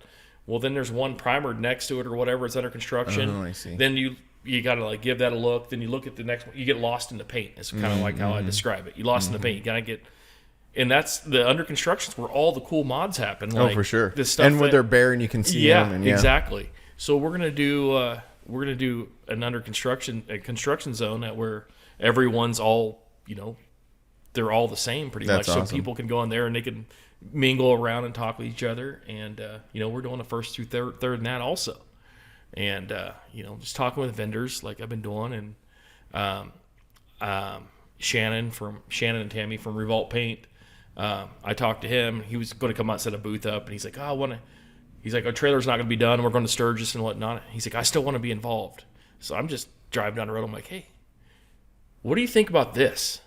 So I'm like, what if we do some kind of paint option or something for first place under construction? He's like, sign me up. Let's go. That's Yeah. cool. So whoever wins first under construction gets like $1,000 worth of Yeah, paint. so they're Oh, gonna. nice. So whoever wins first place under construction is going to get a gallon of primer sealer, their gallon version, like 1.5 liter clear coat and like 15% off the base color of their choice. So they'll be, no excuses to be stuck in under construction no more. Yeah, there you go. What That's I mean? awesome. So Heck yeah. that's like $1,000 value, and I think that's gonna be really awesome. That's so cool. What have you ever thought about doing a swap meet? Because I've thought about doing that at Forbidden, and it just never pans out. And I was going through my garage last night cleaning stuff, and I was like, I have so many parts. Like I had an AC condenser. Remember when we did the AC? Like I had one sitting on in the garage, and I grabbed it and I looked at it and I just threw it in the trash. Absolutely, I will do one. We'll do one there. Absolutely, we'll do a swap meet there.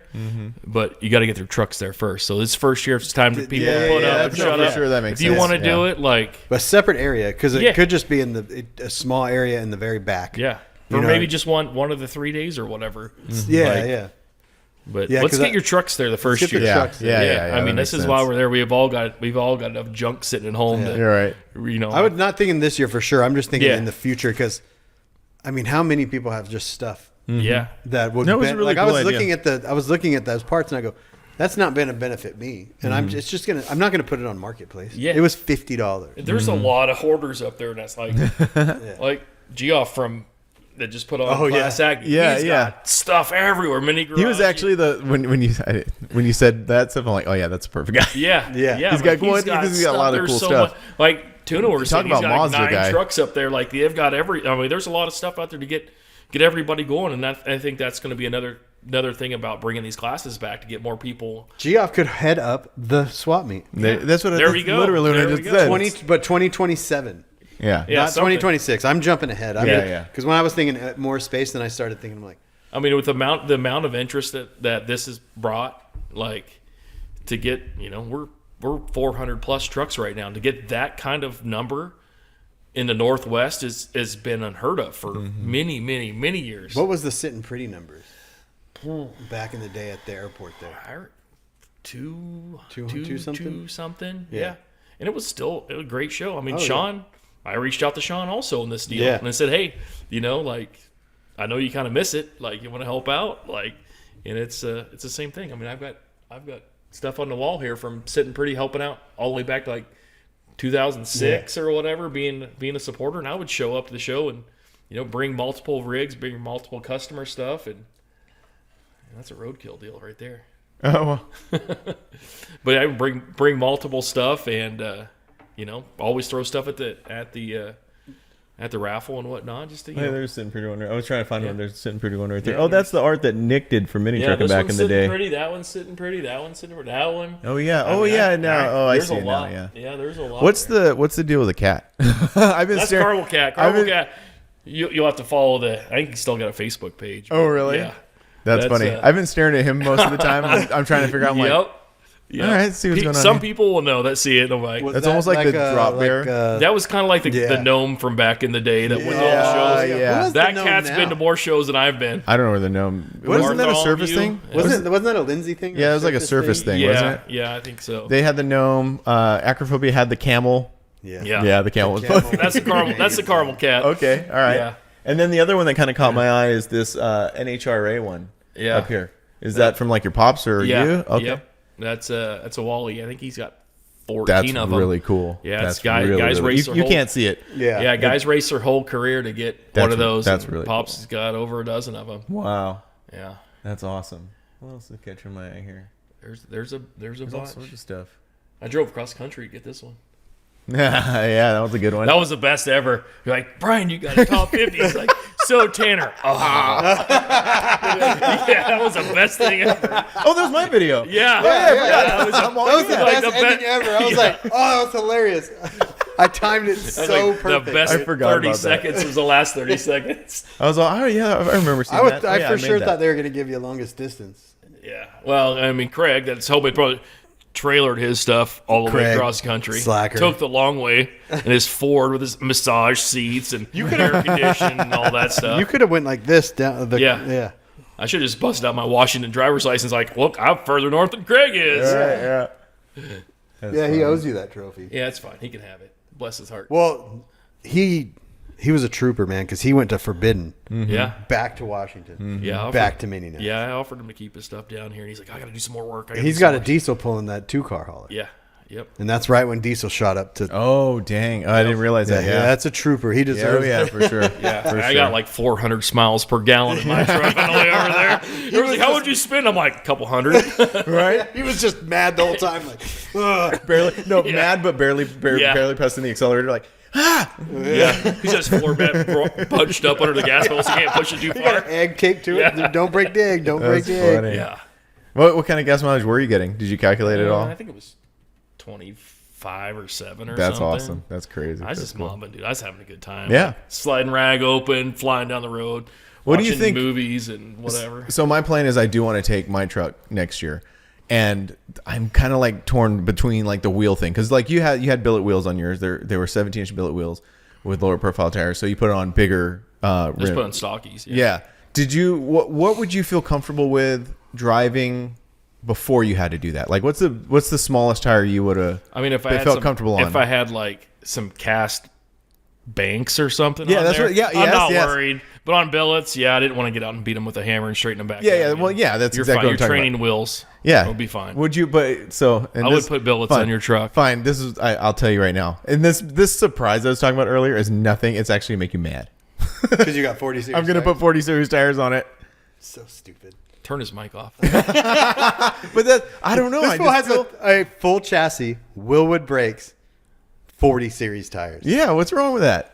There's no reason for it. Everything. There's no Well, reason. that's what I'm saying. Would you feel comfortable driving cross country on I like how- 18-inch? I would be with a 40 series tire in your truck. I'd be comfortable doing the Baja 1000 in your truck. Okay, yeah. That's what so I'm saying. let's put a 30 series on there. You 30, Yeah. and you would still go for it. Just go with 35. What's the worst that could happen? Well, yeah. What's the worst? Right, that you're could right. happen? Yeah. You Like, blow a tire and then you going- put I it also on. love how my opinion doesn't matter. Hey, I get your opinion plenty. I want this man's opinion. Well, here's the deal. Going back to this whole deal, like going to Mini Nats. Uh-huh. Like Sebastian was helping me with the back of my truck. He's over from Sweden. I'm like, let's drive to Mini Nats. He's like, well, I got to be on a flight on Wednesday back there. I'm like, what's the problem? He's like, well, what if something happens? I'm like, we can fix anything, Mm-hmm. and if we can't fix it, we tow it to the next town, put it in the storage unit. We thumb it to Mini Nats. We go have a good time. We fly back home. I deal with the truck later. Like Yeah. whatever. Or I mean, Mm-hmm. like we're adults now, so this is what we do. Well, yeah, no, yeah, Yeah. that's, yeah, He's like, absolutely. I just think that Again, no. the experience I have with the 40 and the 35 thing comes from the green truck. Right. And doing that and going, oh no, it made such a big difference. I totally visually. agree. I totally agree with that, and I do think that the 35s look better. Between a 35 and 40, hitting a bump is not going to do anything. You don't You're not think so? like you hit that same bump in a 40. It's in a 35. It's the same thing. And it's- There's yeah, no okay. extra protection for the wheel. Well, I think he just wants the 40 series for his driveway.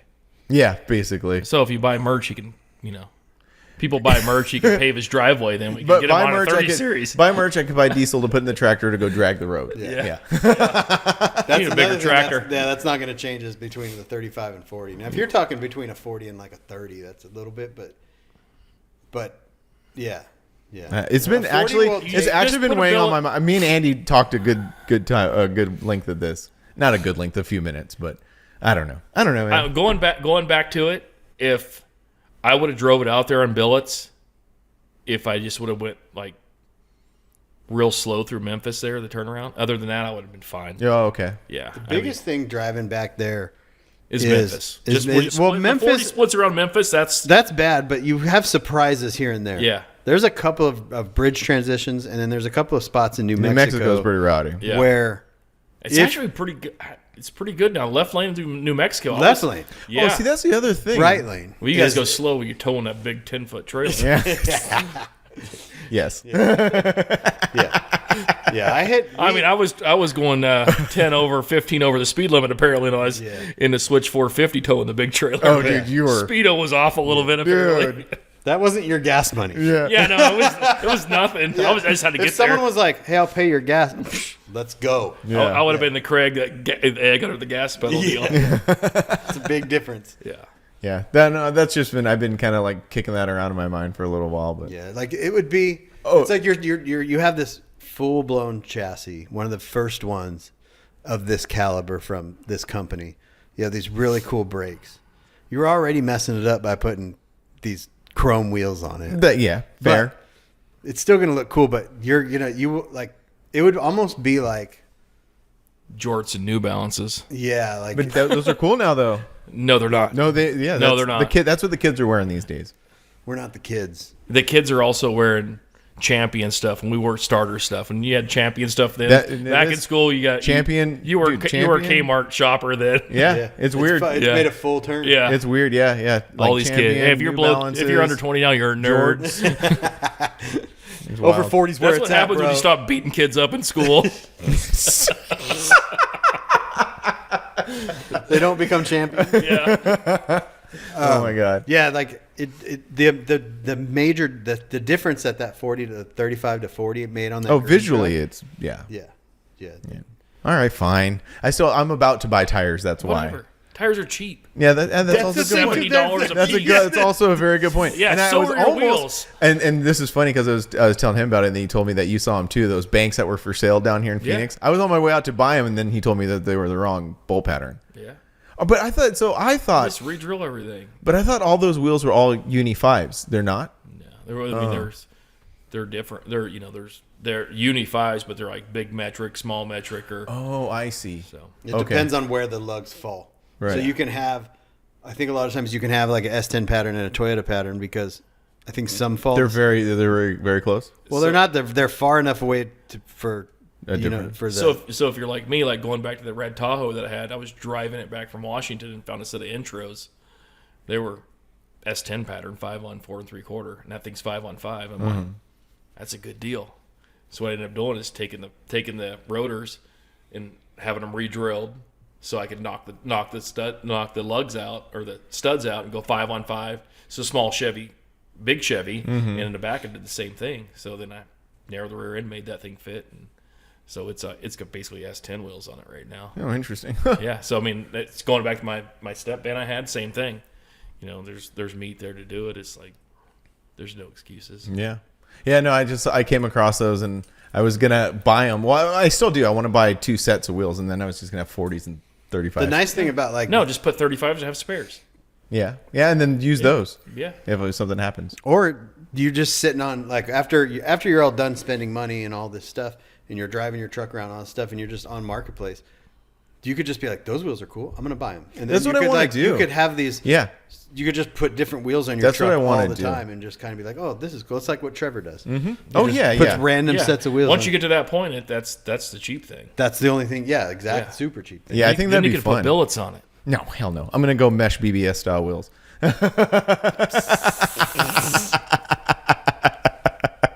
What is wrong with this guy? A lot of there's things. few things. A lot of things. We're gonna learn you when you come to Northwest. Billets on everything, bro. I got billets on my daily. Yeah, no, yeah. I mean, I You have a cool set. lost a wheel on my truck. Like the valve stem took out my Duramax. It's on 22-inch intros.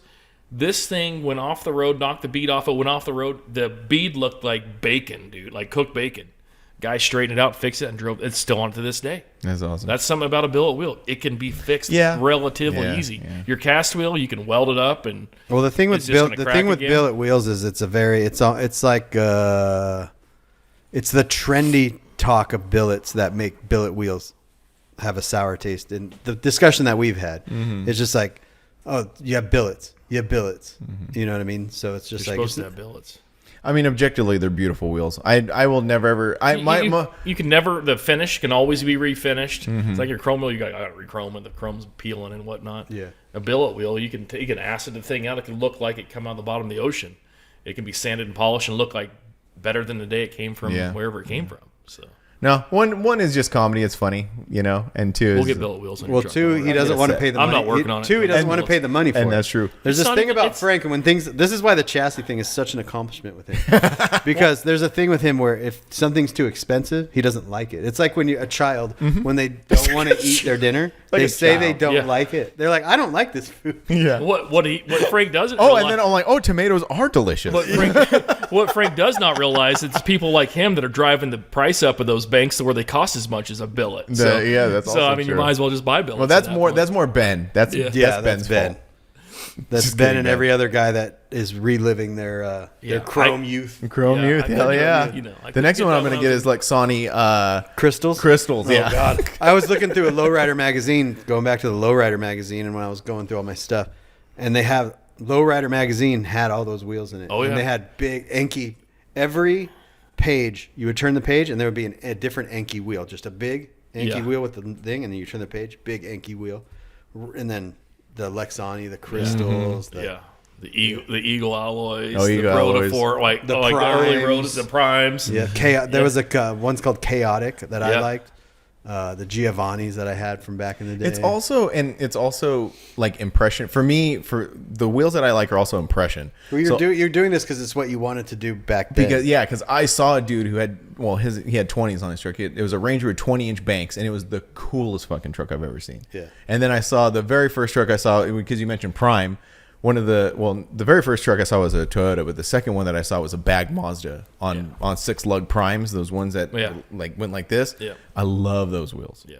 Not objectively not good looking wheels, but impression, I guess. Yeah. Well, Like he said, the good thing is you could just change wheels at any point in time. You can always keep your banks, Yeah. and you run them for a year, run them for however long, and then Do just your winter wheels. I mean, that's what you're they just are. you could just Literally, they're just Basically. winter. Put your studded snow tires on. Yeah, basically. And your you just chrome put your wheels. you could just pick random wheels. You're like, oh, sick marketplace. I'm excited for all that kind of stuff. Yeah. I'm excited just to drive my truck, man. Well, I mean, the thing about billet wheels, you can have them built to whatever offset you want. I mean, you can do whatever you want with them, and that's what's nice. And if they get too messed up, you get them rehooped, and it's not an astronomical amount of money, really, in the grand scheme of things, to have a wheel rehooped or something. Yeah, we'll see what the future. I got to get the truck together first. Yeah. We'll talk about that. We'll talk about that. Dude. Are we going to Trevor's? Not Panda's, but Trevor's Pizza. Yeah. Yeah. What do you think? I'm rolling I on need to 600 look at calories right now. Huh? I'm rolling on 600 calories for I had today. 2 donuts before I don't I know. showed up. Did you guys 6,000 notice by- earlier? I'm coming down, but I drank this and I'm like, my eyes are going. I'm like, oh. Where are we at? Where are we at on that? We're at 210. We're 210. 210? Yeah. Oh, we haven't even got into the show yet. We're going to get pizza. You have Yeah. any final words, Tanner? Yeah. If you're not. No one's listening right now, but Yeah, it's no okay. one's listening, but if you're not coming to the show, if you're not pre-registered. 'cause What? it's a What's the socials? the who? The Social medias. They say that. Yeah, you know where to find me. You know my name. Well, for everybody else, on your social media. Yeah. for everybody else, it's NW_Minionets. Minutes on there. Instagram. Then there's a Facebook event page and whatnot. You can reach out to me on Facebook or Instagram, or Craig Braid, Ryan Anderson also, and Billy Pratt. We can all get you steer you in the right direction and whatnot. But yeah, I mean, we're 400 plus trucks right now. I think we're 170 tent sites and like 90 RV sites. This is gonna be a This banger is it. for sure. Heck So, yeah, I'm stoked, man. I'm super stoked. I can't wait for it to happen. Yeah. Like it's gonna be. I get to hang out with all my old friends again. And to meet some new ones. I mean, guys that haven't haven't come out the shows because of the same. We're not getting a trophy kind of thing. It's like, hey, we're all on the same level playing field, and let's go. So it's gonna be a. Let's go. I like It's that. Let's gonna go. be a good time. Heck yeah. Let's go get some pizza. All right. All Thanks right, for checking let's out this do it. week. We'll see you next week. Bye. Thanks, dude.